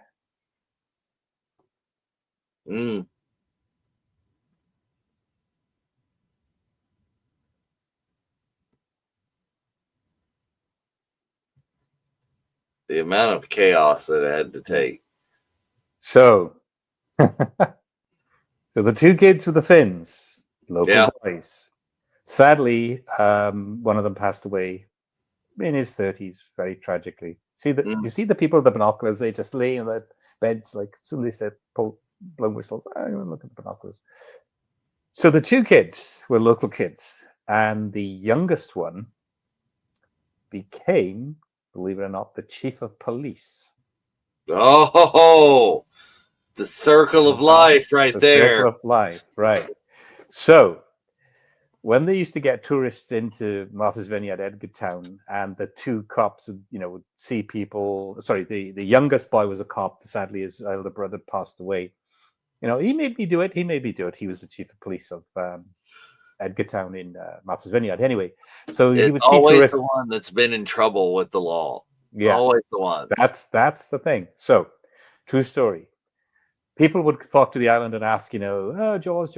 And he said, well, Alex Kittner, the kid that was killed on the raft, works over there. He works in that restaurant. He manages that bar and restaurant. And so they'd walk in and say, you're the Alex Kittner kid. And he said, yeah, but the guy that just sent you in? He's the kid with the carbo fin. Oh, there you go. Just so one to one, the other to the other. Prank each other. I mean, it was true. They were both actors, but the youngest kid with the cardboard fin would send him into the restaurant. Look at this. Look at how many people they have on this beach in this shot. That's crazy. Yeah. But that's how it went down. After, sadly, the older brother died at about 30 years old, but the younger kid, Anyway, here's your 70s. Yeah, so that's the opposite side of that little beach, Jaws Bridge area, and so that again, you can go to that side of the bridge and shark going in the pond. But There he goes. He's on the run. Oh, there you go. But you barely see it. You're like, oh, just the tip of the tail. Yeah, I mean, how on earth they made that work, I've never known. It was. That's a very large estuary. It's huge. And then there's the dude that's one of the other actors. For whatever reason, they brought in that guy to be an actor. I think it was because of the more expansive part that this was. This was a lot gorier, and there was a lot more to this guy's death. Yeah. So he was brought in. He was a Hollywood actor. The guy in the red boat. I love that. When you see it come on its side and just pull in. Well, and there were definitely some shark experts there that said, no, that's what a great white would do.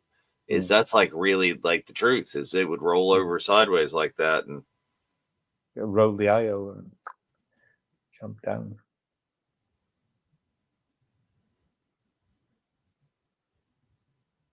And still, that shot, it's the best shot we've seen of the shark yet. So it's going from the pond into the bridge. There you go. That's not that far there, no. Yeah.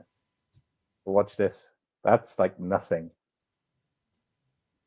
Maybe 10-foot jump, but a lot further than I looked at it.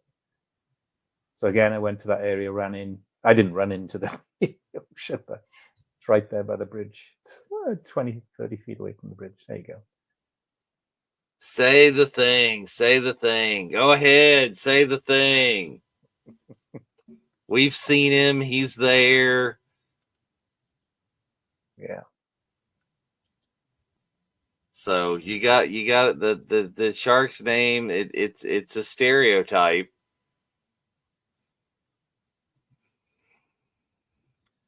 Bruce. And Bruce is named for. They forgot what Spielberg said. They forgot that they called it so long. Why they were calling him Bruce? Is he just started it on a lark because he was named it after his lawyer? Okay, lawyers are sharks, right? But after a point, they were just like, no, that's just the shark's name. Not that they were making fun of the lawyer. So the kid with the lorry or the trolley, the gurney, he's still local on Martha's Vineyard. Yeah, we're not going back to New York. We're going home here. Come on.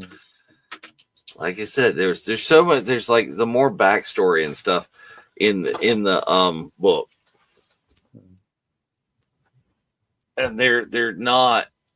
Ellen's not so excited about being here on the island. It's just like they're almost.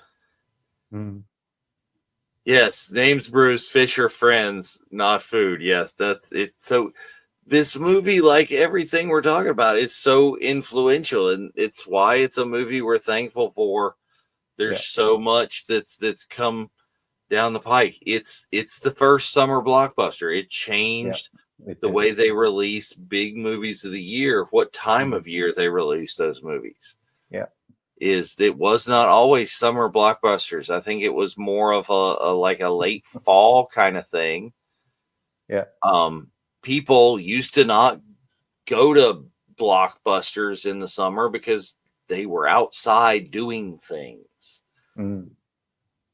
Well, that was kind of reversed. You're the mayor of Shark City. And now you start to see it on him. He's chain smoking. My kids were on that beach too. He's trying to justify everything. Like, I was acting in the town's best interest.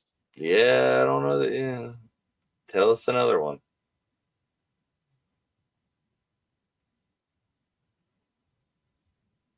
Done. Here you go.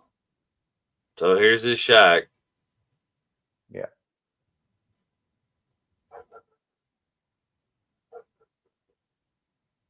So that's a couple of blocks, maybe half a mile away from the harbor area where they hung the shark. Just east of that area, more towards Harbor Inn.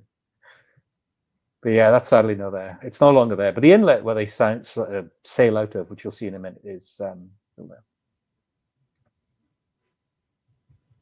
There you go. Like, oh, is the swimming with bow-legged women. See the can in the background? That's the Narragansett set. I'm sure Liberty will kill me for pronouncing it wrong.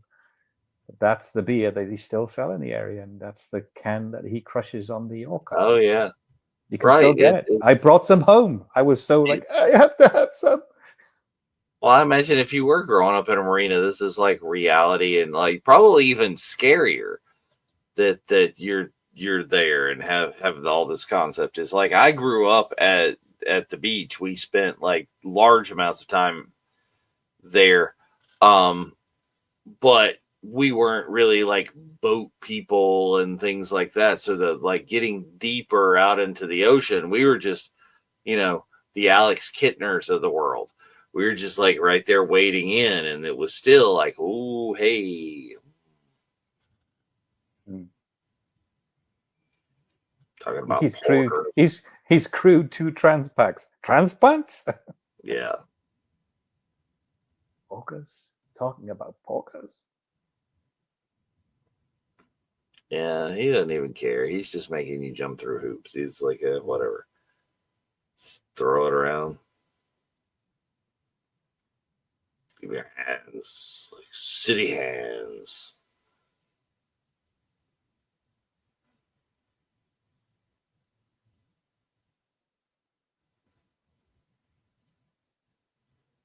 He's just like, I don't need this working man's hero crap. What's great, aside Peter Benchley's book, is the context, the meaning, why he wrote the book. If you research that, that's so amazing. Like the book and stuff was, people really didn't know as much about sharks. Sharks were very mysterious, but what was it? I think it was on the Jersey Shore. That in the early 1900s there was like a string of shark attacks, and I think they weren't what you would call major shark attacks. It's not like the big great white stuff from this. I think they were like bull sharks and stuff. Correct. Yeah. There was a story about one brother there was an inlet of Jersey Shore, right? There was an inlet, like a river, and his brother was taken by a shark, and he saw him. The shark take him, and he went into the water maybe an hour later, and the shark took him too. I mean, why would you do that? What's the level of questionable decisions? But as Brody says in the early part of the movie, people didn't know it was shark attacks. They didn't realize that they were being taken by predators of the ocean. I love this part. Cage, you go in the water, sharks in water, Not going on. our shark. And I like the way he says, our shark. Yeah. Our shark. Yeah. Farewell. These fair Spanish maidens. Farewell and adieu, you ladies of Spain. Great. This has gotta be part of there where Robert Shaw was just drunk. Mm. This has got to be part of that. Mm. Well, they say if you watch the 50th anniversary documentary and others, they say he thought he would be better playing that scene aboard the Orca, the Indianapolis drunk, and he said, "I got it wrong. I got it wrong. I thought it would give great depth to that soliloquy. It is a soliloquy, but it didn't. It just they said that it made it. One of my favorite parodies of that scene is from Clerks. The shark goes in the salsa. Our shark, yeah. I love the way that whether it's Family Guy or just take things and twist it around. Just awesome. Oh, well, the shark still looks fake in the Back to the Future, right? Yeah. Just time going fishing.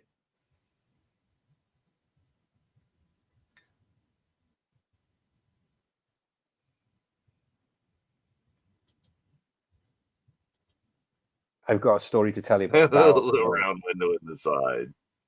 Mm-hmm.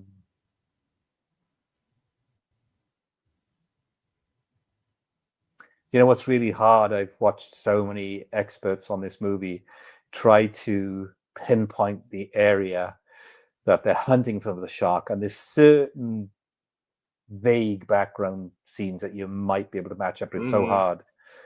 But definitively, I won't, no spoiler alert, there's an end scene that is, you can easily find where that is. So yeah, that's looking down towards they're a lot closer to shore than you think, is because they had to be in like 25 feet of water for the shark to work. Mm-hmm. So again, that Quint's shark, as you see them, Quint's shack as you see them sail away, that's just bare patch area. There's nothing there. Most of that's all gone, but the inlet's still there. You can still see boats there. Yeah, you can still go out that way. Well, I want to imagine those buildings have been torn down and modernized, and but again, it's not too far from Yamity. Now, did I hear too that the Orca, they built several of them, that those were like purpose built for this movie? It wasn't just like, oh, well, there's a boat and we're going to rent it. No. Yeah. Yes, exactly. And one of the Orcas, I don't know. I think the story was somebody bought it.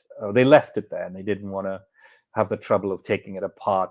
I forget which one it was, the Orca, but they left it there and then somebody bought it off the production company and they put it close to where they lived, and it just rotted literally in the area. People were, so there's the Narragansett beer. I'm sorry, Liberty, please correct me. She pronounces it better than I do. And that's the beer that you can buy from that area. And John's beer. Crush. Yeah, that's my beer. Crush the can. And then there's Dreyfus. It's like a styrofoam cup, or the paper cup. Wouldn't be styrofoam back then.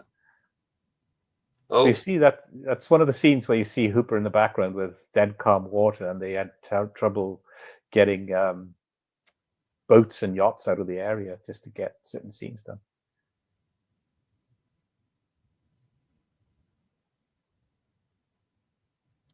Liberty, you can remember when we went to the restaurant on the Friday evening, and I asked for Narragansett. They didn't have it. I was so upset.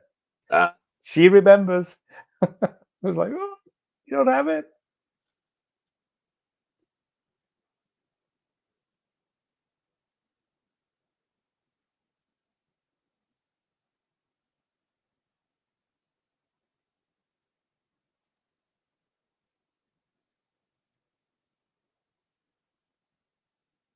There you go. Trying to teach. Joe's like absolutely crushed when they didn't have your beer. I found it later that evening. But anyway, what I love about this scene is that, Brody's trying to prove himself to Quint that he's got some seamanship skills, like I can tie knots. And then as he's focusing on something else, click, click, click, click, click, click. Again, this is like don't try and get that beer at PF Chang's. Yeah, no, I don't think so. Yeah, I tried. Now, this is some of the amazing filmmaking as a Spielberg here. Is like just the suspense that he creates just with the clicking of the reel compared to Brody concentrating on tying the knot. Yeah. Genius. Again, it's very Hitchcock. It's very, whoa, something's about to happen. And everybody else on the boat is oblivious. Yeah, nobody knows. And he's just clipping in. He's ready.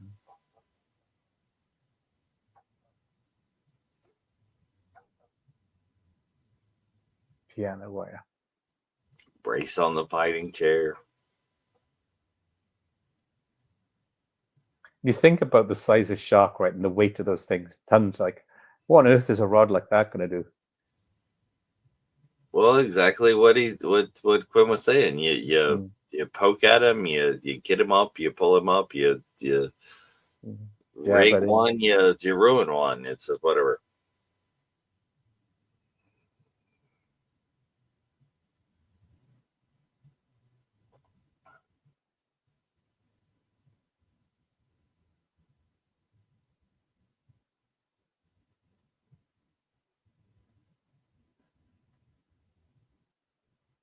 I mean, if you look at the scene, there's relatively calm water, but apparently the water is way rougher than that, and that's why a lot of the mechanical shark scenes. Well, that and the actors too. I think they said everybody was seasick all the time because they just they didn't know what they were getting into. We're shooting a movie on the water. How unpredictable. Yeah, I mean, I might be wrong, but I see a little bit in here. Like, there's some couple of rough cuts in the edit where, like, they were just cruising forward for no reason, and now they're back to the fighting it. And I mean, if I might be wrong, and I'd be glad to be proved wrong, but this I think is one of not a movie of this magnitude in terms of fame, but a movie that was filmed so predominantly in the water. And if you think about other movies, it was always fake, kind of models and stuff. And this is real. They really filmed it. Well, yeah, I mean, they filmed it in the water. They filmed it like in the bay at Martha's Vineyard, really. But they're like 100 yards from land as opposed to where you think they are. These big smart fish. I think they had to be really careful shooting the whole thing from other boats, and they were always trying to move around and get the light and get the angle because you didn't want to get a spit of land or anything in the background. I wonder why he chose not. I mean, it's a distraction. Why was he so insistent of not having any boats or yachts even on the horizon? I mean, that's normal. I think he wanted I've heard this too. Is he really wanted you to feel isolated in this part? Like, there were so many people, and that this is really two movies. Like, there's that whole first part of the movie where it's all the town and the bureaucracy and this, but this whole second half, it's the three of them against the shark. That's it. You don't. There's no help. He kills the radio. Spoilers in a few minutes, and it's just like, no. It's these guys against the nature, against the shark. The beast. Yeah. Here we go. It's just about to be on. Bite through this piano wire. Don't tell me my business again.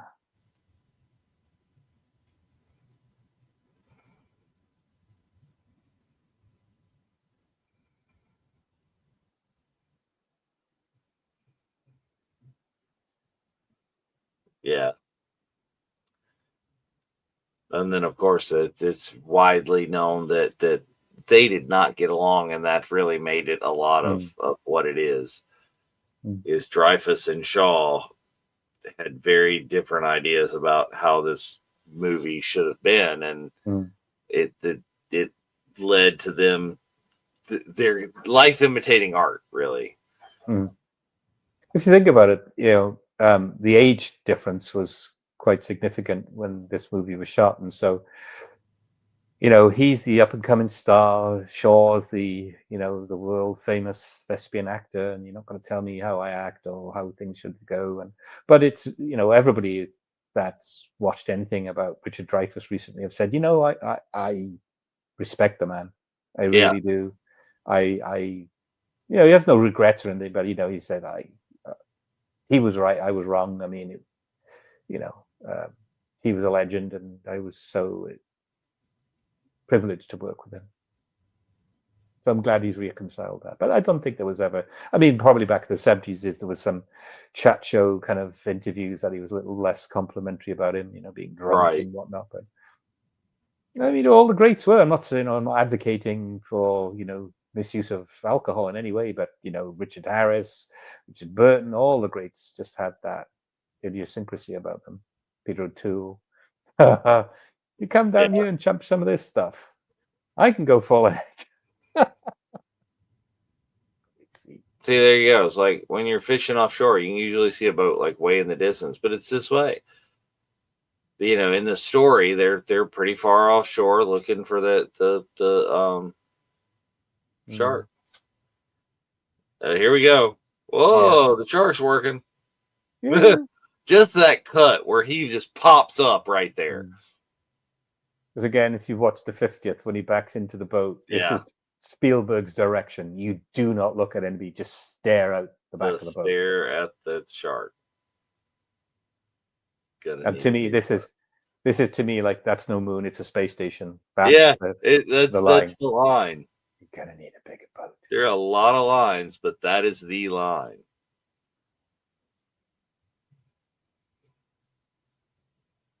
Here it is, the John Williams. You see that girth of that shark. Right.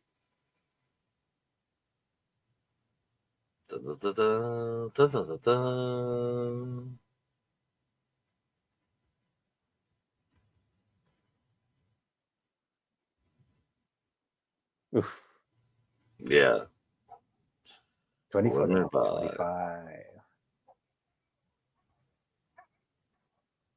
25. Technically, it was 26. 3 tons. Wow.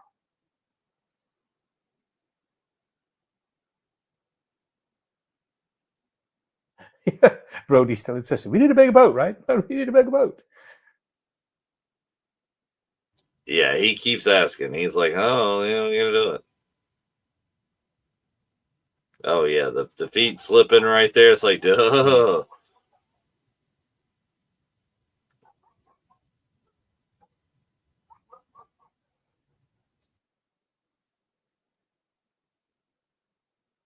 Is that Spielberg's voice right there? Sounds like it. They have a like a Jaws con once a year. I believe it's in Tampa. I know it was on 2 years ago, and I regret not going there. So if it's ever on again, I'll definitely pay the visit. So the barrels, you see the barrels?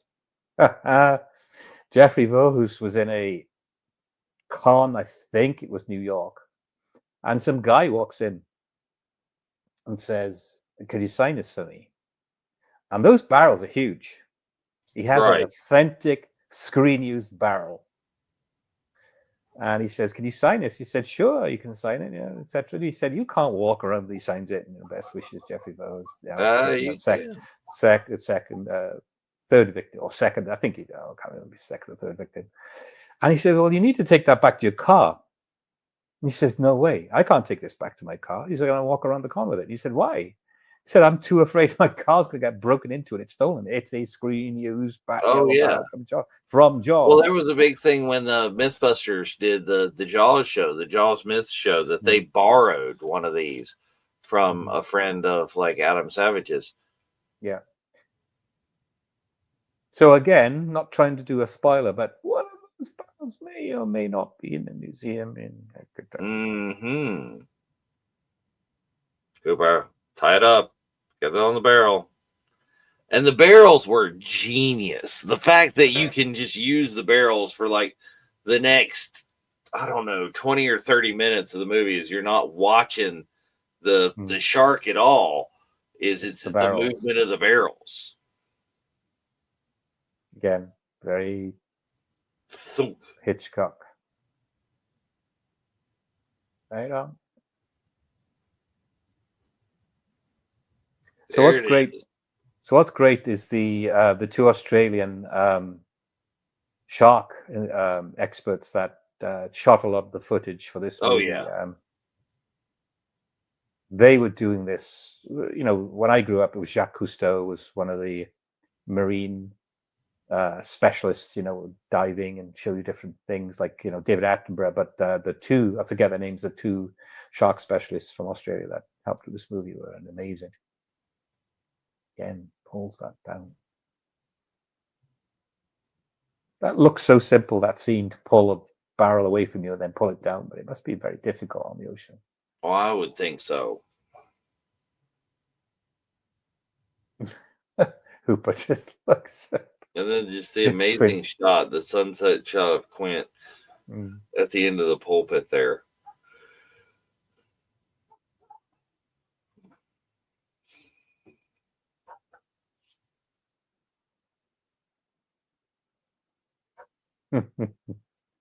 With loathing, and then he's just smiling back. We got a barrel on him. We're staying out here. It's going to be more dramatic.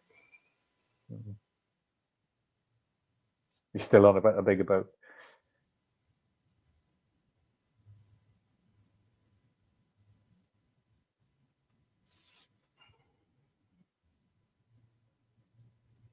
If you've watched that documentary, remember there's a point where the orca is sinking and the save the actors, save the actors. No, save the film, save the film. Save the sound crew.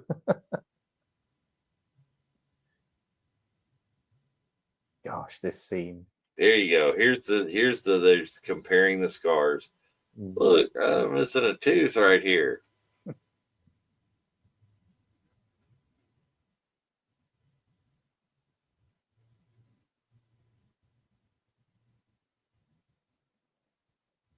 There you go. I got banged in the head. In Boston as well. That doesn't surprise me. Oh, yeah. No. Oh, here you go.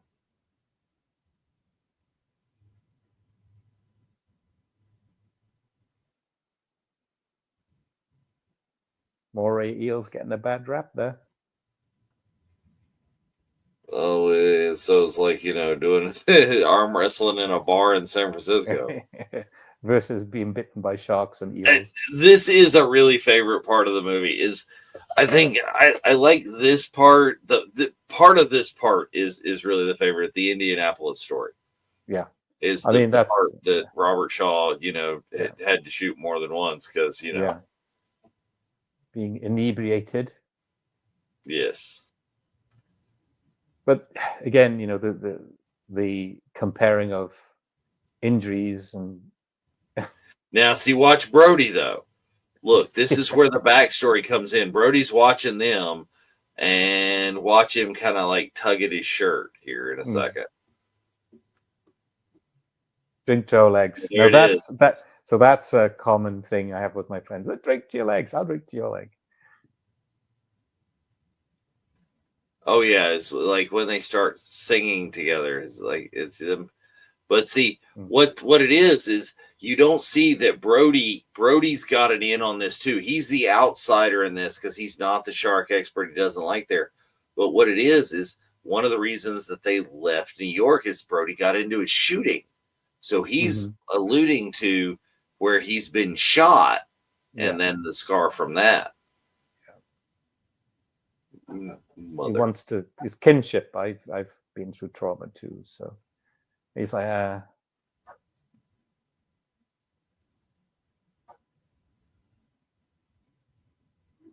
what is it? So one thing they didn't show in the documentary is before the Indianapolis colloquy is on down days they would go and play baseball down in Edgartown. They would be very competitive, go and play in the baseball diamond at the local field, and you got shots and stills of Scheider, with his top off shorts on, just getting stuck in. Anyway, yes, this is the brilliant Indianapolis. Gillian DeLay. Now the question is here: how much of this is the sober scene and how much of this is the drunk one? Good question.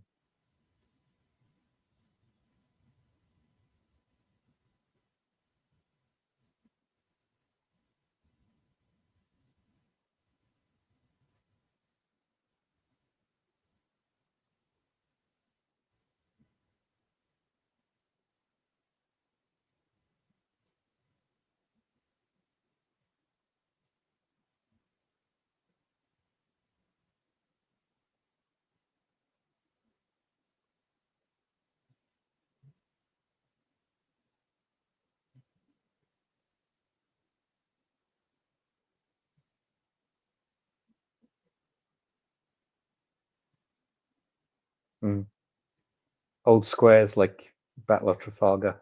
Yeah. Well, Battle of Waterloo. Trafalgar was the ocean. Sorry.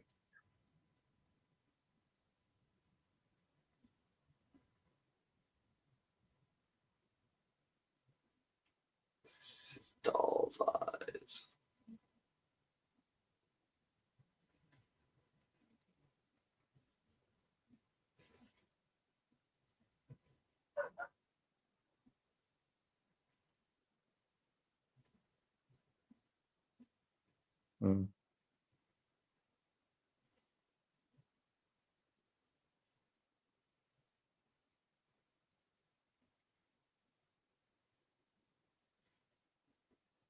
Sorry, those of you at home, we're really into this. This is the part you got to watch. So.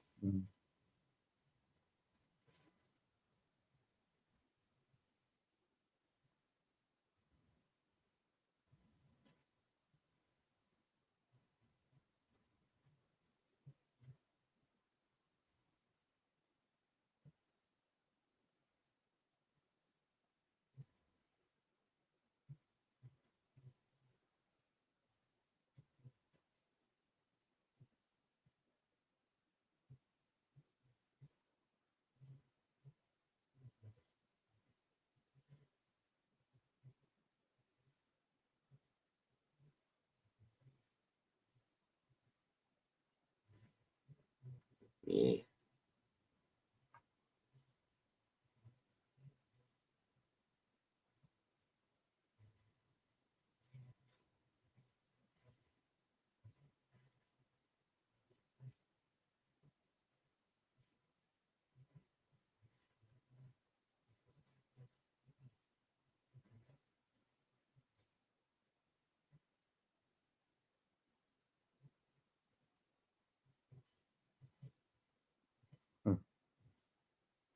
The 100 men went in the water. 316 men came out. June the 29th, 1945. See, that's the chills of this. This entire movie. Like, yes, the shark is scary. Yes, all the things, but the emotion of this story. And Hooper's just sat there in awe because, like, what on earth, you know?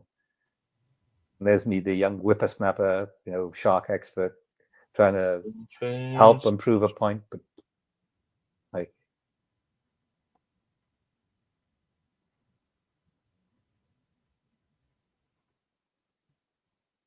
yeah, like I said, is I would love to know how much of this cut is the drunk version and how much of this, because surely there's some of it mixed in. Maybe this singing point, or maybe the part where they're showing their legs to each other, because he's got quite a funny laugh going on. But yeah, I don't know. I don't know. You notice Brody hasn't eaten his food. No. See your phone. And there's they're just, you know, to show it. There's the barrel. Boom, boom.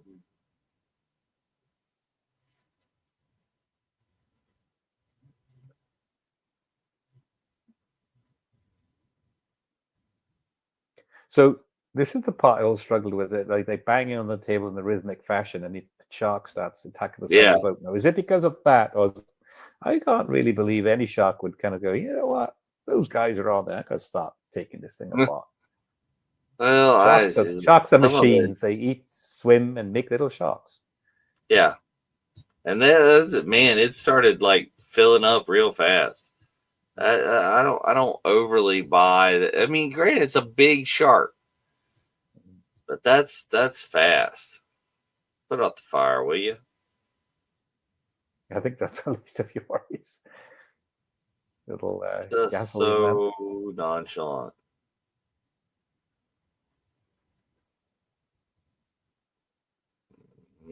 So apparently not. Bumper out.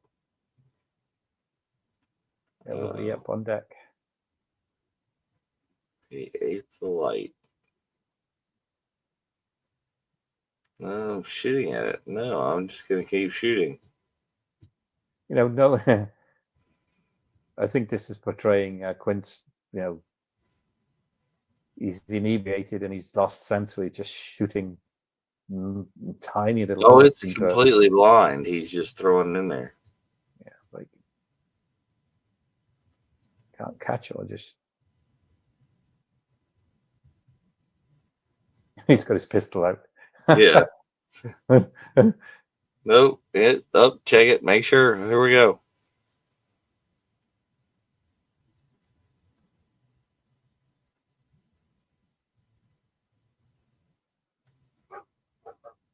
Or are we being shown that rifle for later purposes?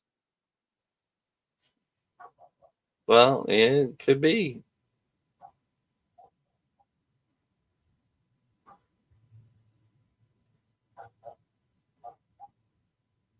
No.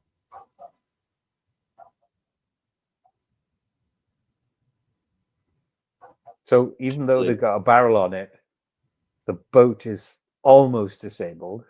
Yeah. The rudder won't work. The engine doesn't work. There you go. Yeah, I would think it would be. Yeah, the shooting star, allegedly the shooting star. Yeah, I don't know whether that's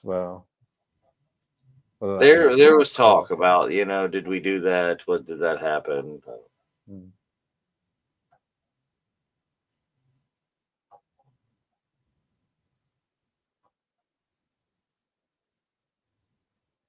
I would not want to be putting that leading over the back. Yeah, that's no. Here, and we'll do it just by splashing a whole bunch. And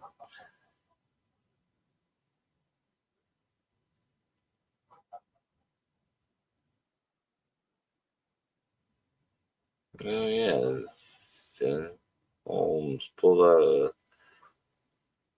reconstructed the whole interior frame. Oh, there he is. Yeah, shark again. Woo.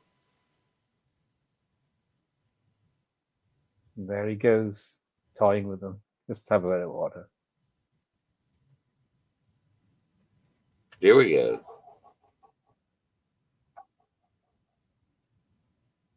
See how big those barrels are? They're really big.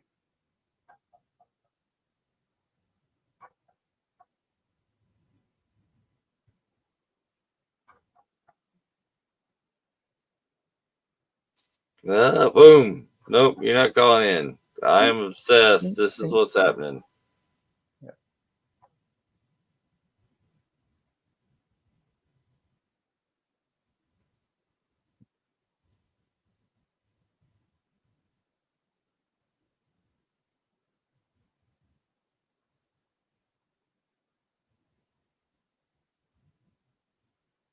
Oh, here it is.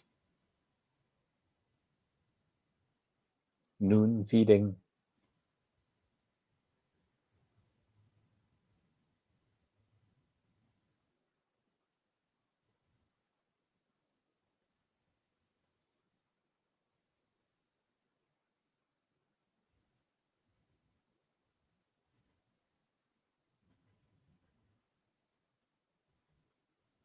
Tones of Moby Dick here. Here it is. There's goes the other barrel. Bring it around. Bring it around.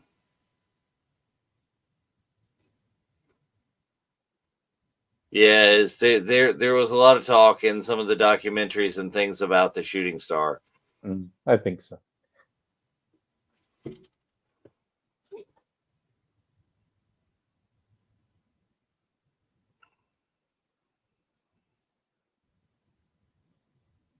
Brody's all in the nervous in the back there because they're going full bore after it now. With his pistol on his belt. Yep. Yeah, just in case. So, fast forwarding a little bit, Jaws 2 was not shot on Martha's Vineyard. If you didn't know that, it was shot. It was shot in near Destin. Okay, well, near Tallahassee. easier, warmer. I think a few auxiliary scenes just to get Yamati kind of. Yeah, up, the right? kind of the atmosphere shots, but Yeah, all yeah. the water stuff is go ahead and do it where it's warmer and easier. Well, the whole level of the reason why Look not at that three, ocean. but the Look at that Revenge ocean. was shot in the Caribbean. Yeah, yeah. I was going to say there was a shot of Hooper on the bridge, and the sea in the background looks horrendous. See, right? Boom! Got him again.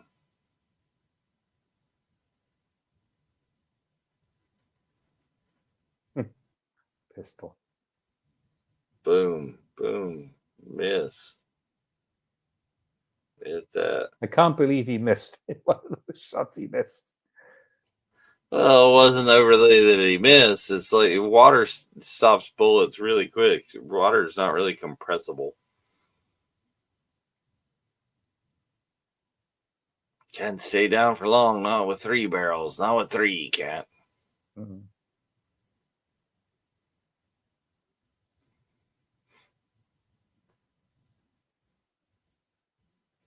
Oh, sorry. This is just 2 on him right now.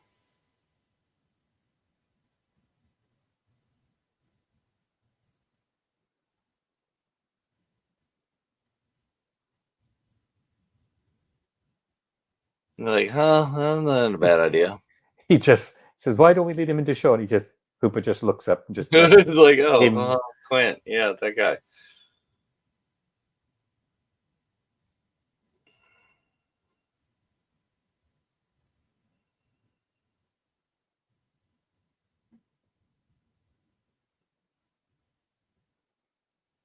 Oh, there it is.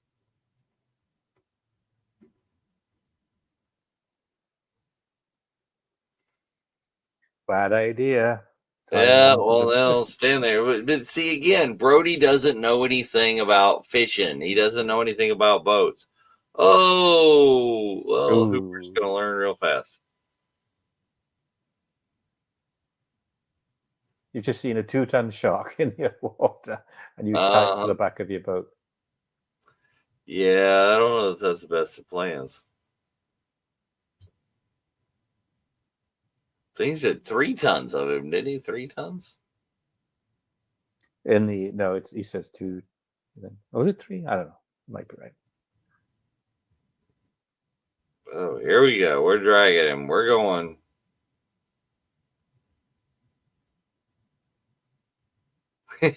That's one of my favorite ones. Like, we get a taxidermy man. He's gonna have a heart attack when he sees what I wrote. Great. Yeah, don't tie it to the stern cleats. That just seemed like the serious problem. Like they're just like 4 little 2-inch screws or something. That's a. Sorry to say, I love this movie, but that shark chewing on the lines it's so fake. It's so terrible. Oh yeah, the poor old wood. But see, this is another one of those great things where the orca becomes a character, right? It's like the DeLorean, it's like the Enterprise, it's like the Millennium Falcon. Yeah, you feel bad for the boat, but I felt bad when spoilers, what happened to the boat happened to the boat, but the whole other rest of the time it's just like it's a character, you need it. But this whole getting drugged backwards, it's like, okay. Gosh, to do that scene's not easy either. I mean, they must have had a huge vessel to pull it back at that speed. Yeah. Or maybe they had reels. I mean, I don't know. I What mean, they it do could have with been. They reels. really were close enough in, is they could have been just like winching this thing. May not have been at another boat at all.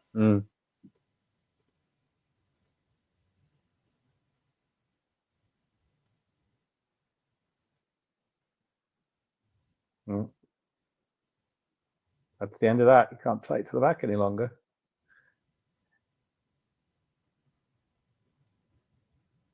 All that water's gone in your engine now. Oh yeah. And to make matters worse, seawater at that. You know when you got a broken boat and the seawater. Yeah, You've got 3 like barrels at the Falcon, back. DeLorean, the Orca. They're all their characters. It's what makes it happen. And you're seeing different pieces and parts of it. Pump it out, Chief. And you're seeing the bottom, and there's, you know, you're up on the flying bridge, and you're inside. And really, I mean, the interior, the night shot, the Indianapolis, the Orca looks way bigger in that shot than it does in this. You know, that interior doesn't look very large. And kind of you got to get that same thing with the Falcon is we don't, you know, we have technical manuals and we've, you know, seen now at Galaxy's Edge, we've got a chance to be in there. But in the 70s, it's like, it didn't look very big. Again, not losing sight of, again, of a really iconic scene is when, just a minute ago, where the shark wake heads towards the boat and just goes under, and that's it. It's gone.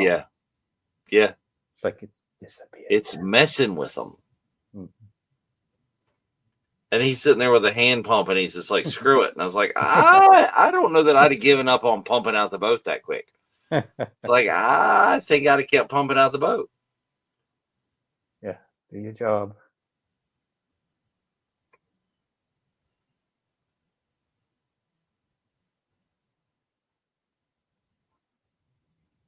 Dude, and the great angles that they get is the Orca's kind of like going away from them sideways. Yeah, so that scene where you see him heading towards the coast, they're actually heading towards Nantucket Island.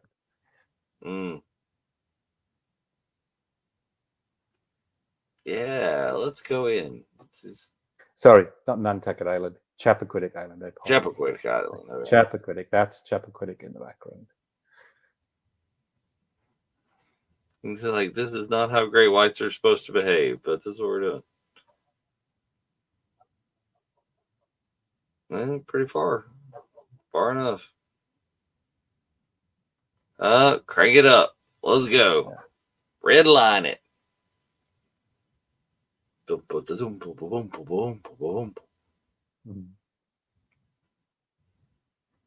That's my boat.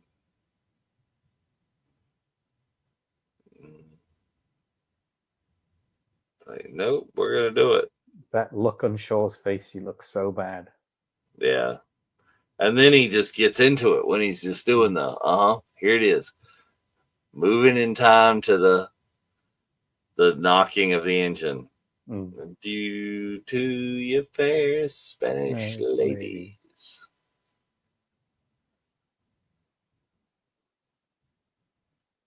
So there's one part in this movie where he admits defeat, but it's not yet. He's still mad. He's still like, this shark is not going to get the best of me. Oh, black smoke. Here we go. Oh, no. Woo, that gets deep in there fast. Woo. Yeah. Gosh, that was a real explosion behind Dreyfus. Yeah. What a mess. There go the 3 barrels.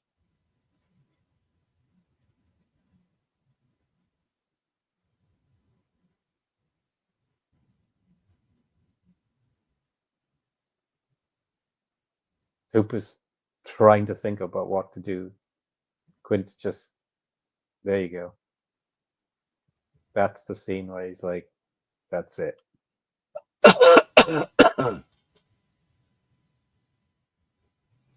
That's exactly what our boat customers do, and then want you to fix it.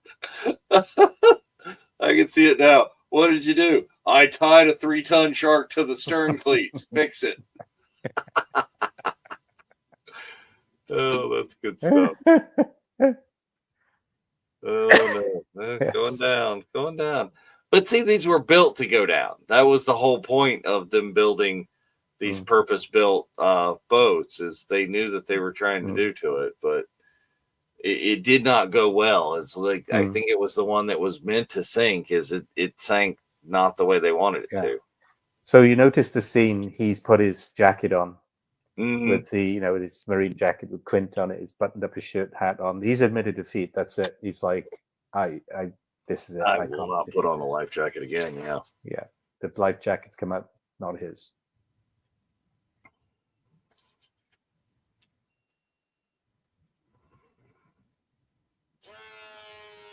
Uh-huh. Nope.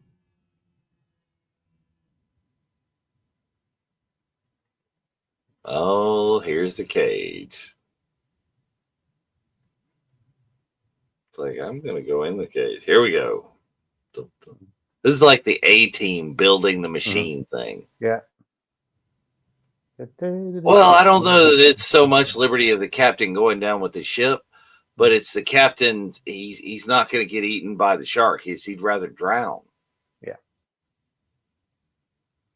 He's in his mind. He's conceding defeat. Like I'm going to get eaten, and that's it. And that's fine by me.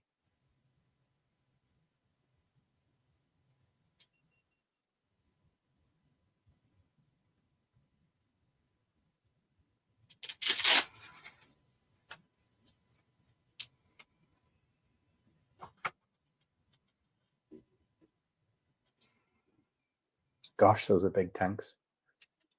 Yeah. Like the size. Well, it's the 70s. Yeah.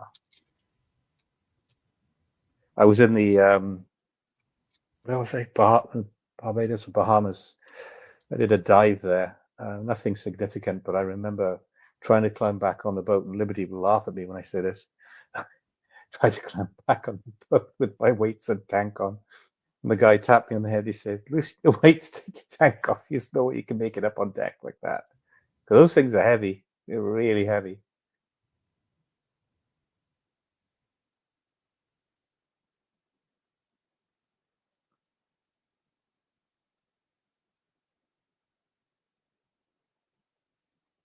Yeah, here we go. We're trying. The other thing too is like Huber's got to take off his glasses here. Hopefully that's prescription lenses in that thing. Otherwise, it's even scarier because he can't see crap. Mm-hmm. So these are the underwater scenes filmed by the Australian shark specialists that were advisors for the movie. Well, and did they at one point did they film some of these with? Was it a model or was it a little person in a smaller scaled down cage to make it look bigger? Yeah, I don't know. That's something I've never heard about, read into, but it's totally plausible.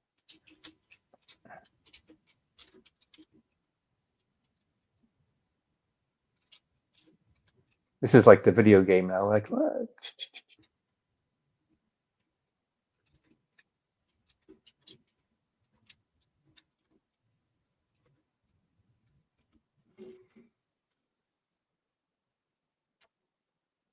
Yes, little person stuntman was hired for a Jaws shark cage scene to make it the real shark appear much larger than it actually was. But it was ultimately not completed as planned. Plan was to have a miniature cage with a small actor and film the real sharks, making them look like gigantic, like the mechanical sharks. But after the real shark attacked the empty cage, the stuntman refused to go back in it. So it didn't happen that way. Yeah.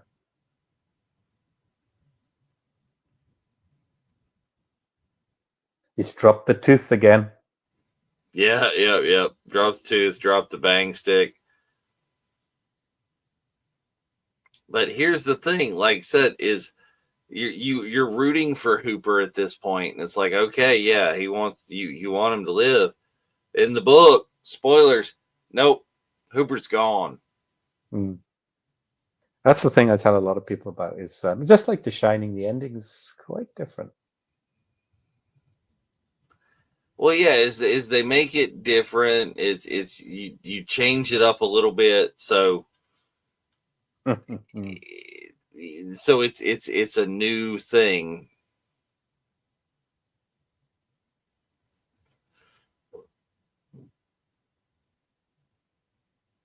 But he in the book he broke that cardinal rule of a scary movie, which is you never have sex.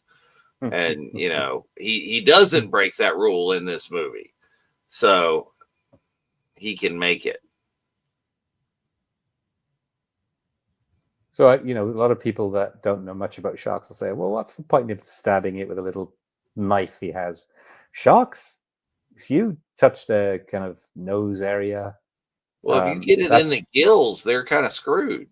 Yeah, but the nose area is the most sensitive area because that's the area of the shark that senses things like thrashing and fish movements, and this was that like tiny cage. Yeah, that was the cage. Him attacking that was the cage the little stunt person was supposed to be in. And this is why he did not, is because that happened, and he's like, screw that. So the front portion of a shark, it's like a sonar. That's what detects the fish and the prey or whatever it is, the environment. So Hooper stabbing it was a good thing. You changing the movie from the book keeps an element of surprise, or changing a movie when you remake a movie is like making things a little different. It's not just trying.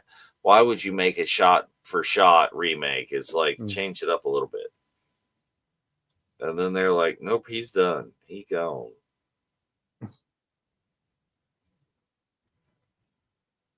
Quint just staring. Oh, and here it is. Woo. Right over the transom. But again, there's that scene where people were like, oh, shark can't jump onto a boat. Yes, they can. Great whites can breach water. At least. Oh, yeah. Well, now you got like the air jaws that they show on Discovery Shark Week. Yeah.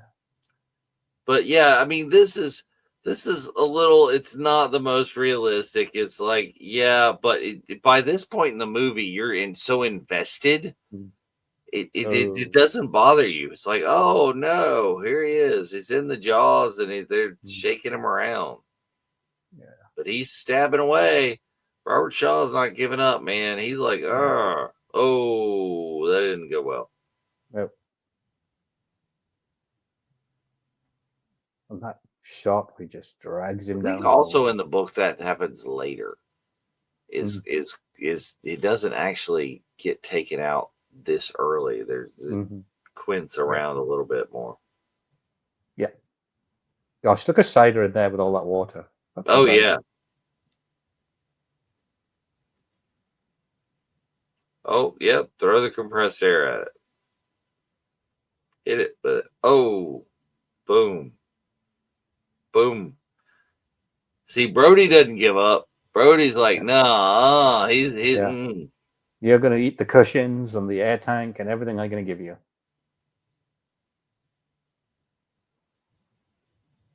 Again, this is real. That's Scheider on the sinking. Oh, God, crazy.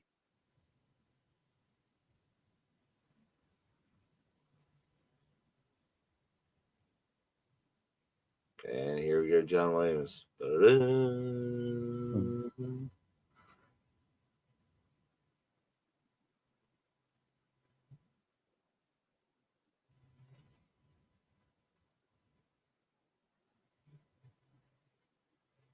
It's like, I'm getting as high as humanly possible. I don't care what.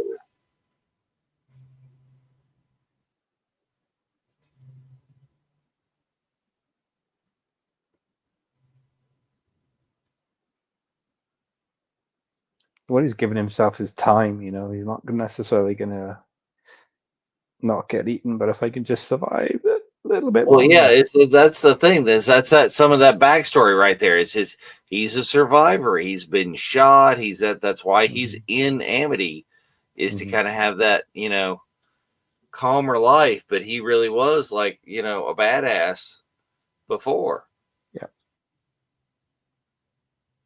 Oh, here it is. Smile. Show me thing. And this really is where it just goes off the rails. But boom. Nope. Try it again. Nope. Misses by 6 feet, which is probably normal. Oh, it doesn't work. Boom. Boom. Boo. This is my favorite Spielberg quote. Everybody's like criticizing the explosion. That wouldn't happen. That's not how it would work. And he's like, if I've had these people on the edge of their seat for 2 hours, it's like I can do anything I want at this point. And he's right, because the blowing up the shark works. We're like, yeah, woo. Yeah. Everybody cheered at that point. And then this nice music. So he was saying that. So when you see the shark being taken apart, just thinking like that, he needed to have the audience believe it was gone, because it was just such a leviathan. It was such a mystical beast of terror that you don't want to. Well, and they didn't do the trope on this one, which is, the villain. They're not making it a horror movie, really, where it always comes back for like one last scare. Yeah. So that doesn't happen here. It doesn't like pop back up at this point. It's like, no, it's gone. So we're about to see our final shooting location shortly. But it's just, I love the way they're just laughing. What day is it? It's just so easy. It's just as it quit. No, yeah, this is one of those movies. There are a few to where when it comes on, like when I had actual cable, when it comes on, it doesn't matter how late it is. You got to finish watching it, and you can come in at any point. It doesn't matter. Yeah, because if it was on TV in the UK, it was like, Dad, don't make me go to bed. I want to see the end. I want to see the end. Yeah. Although we'd seen it maybe 5, 6 times. So when you see them paddling in on the barrels, that's Chappaquiddick in the background, and then the closing scene of the beach. There, that's Chappaquiddick. It's a beach called Cape Pogue Wildlife Refuge. Okay. So that's where that was shot. So the barrel scene is where they were swimming towards Chappaquiddick away from Martha's Vineyard. Yeah. Well, so it kind of makes sense, as they were so far out away from home, from Martha's Vineyard, as they're swimming to the next place. Yeah. So you can get there. You have to drive and walk there. There's no road in that area where they swim to. We can drive there and get to the beach, but it's a little bit of a walk. But part of that beach is private. But you can go there. You can see exactly where they shot that area. So that scene. So that was cool. Yeah, that's going to be. I mean, I don't want to put people in the spot, and it's not because I'm a Jaws movie enthusiast, but that has to be my top 3 movies of all time. I'm not going to tell you which order, but that is definitely in my top. Yeah, it's up there. It's a great one. It's I think it's on every list of the top 10 easily. Yeah. And Thanks Liberty is it's you guys' choice. Is like, we sent this. This was actually the number 1. All right, this was everybody's number 1 choice and vote. We just kind of flip-flop this one and Superman based on Mr. Notman's availability and just, having a good time for everybody to watch, because things will be a little bit special next week. We're not going to air on the Thursday night because that will be Thanksgiving proper, and people will be with have other things to do. So, but there will be a Superman 1978 watch along next week. Watch for the day. I think we're going to maybe do it on the Wednesday. So please, but yeah, thank you so much for joining us, Jonathan. Thank you. Yeah, most welcome. I'm happy to share the stories, and I hope you found that all the little tidbits and inside stories and the photographs we shared this evening were enjoyable for you. So thank you for inviting me, Dave. And I apologize for the shift in schedule, but we thought it would make sense to do that. No, not at all. Yes, thanks taking one for the team and going out to Amity. That is a great visit, and I would not have necessarily thought to visit that to see all the filming locations and stuff, but that was a good idea. So one last anecdote and true story. So the Kelly house where we stayed is right in the center of Edgartown. It's right in the center of Amity. It's literally feet from everything. So the Kelly house, I didn't realize this until after we'd stayed there, that it was, as I was saying earlier on, it was the major hotel used by most of the production crew. There's only 150 rooms there. And the owner at the time was going bankrupt, going out of business. He was in pretty bad shape because he wasn't getting as much, visitors as he wanted. And he said, "We made $1 million back in 1975 from the crew and the production crew staying at the hotel. It saved Kelly House. It would have been long gone, but thankfully, because of Jaws, that hotel is still there. Just the only reason it's still there is because of that movie. And if you get to, I'm not into tourism or anything like that, but if you get to go to Martha's Vineyard, go stay at the Kelly House. It's amazing, and that history is right there. Yeah, I mean, that sounds like super cool. That would be the way to go, is to stay in the heart of everything and be able to do what you did and go to this place and then go to that place and then just kind of experience all the things. Is be inside of one of your favorite movies. Exactly. Well, thank you, Dave. It's been awesome. Thank you for a wonderful evening. Thank you to everybody for tuning in and spending some time with us. And I hope you really enjoyed. Absolutely. And of course, join us for all the things on the Virtual Cantina Network, because we've got all kinds of things coming up. Is a new episode of The Unifying Force on this Sunday. Next week, even though it is Thanksgiving week, we will have a new Clone Wars Revisited on Monday. Tuesday, I'm telling you, people, come out. Jonathan knows. Come to the happy hour. Come and do this and talk with everybody. It doesn't matter how long you can stay or whether you come right at the beginning or way late into the evening, because we stay till 1, 2 in the morning on the East Coast is all the time. And next week, like I said, we're going to have a pre-taped episode of I Know. I Know will be on the Wednesday. And then I think the watch along, we're leaning to that as well. And thank you, Liberty, for joining us. And of course, as always, until next time, may the Force be with you. May the Force be with you. We're going to need a bigger boat, bigger ship, bigger spaceship. I don't know. Let's drink to our lives. Have a good one.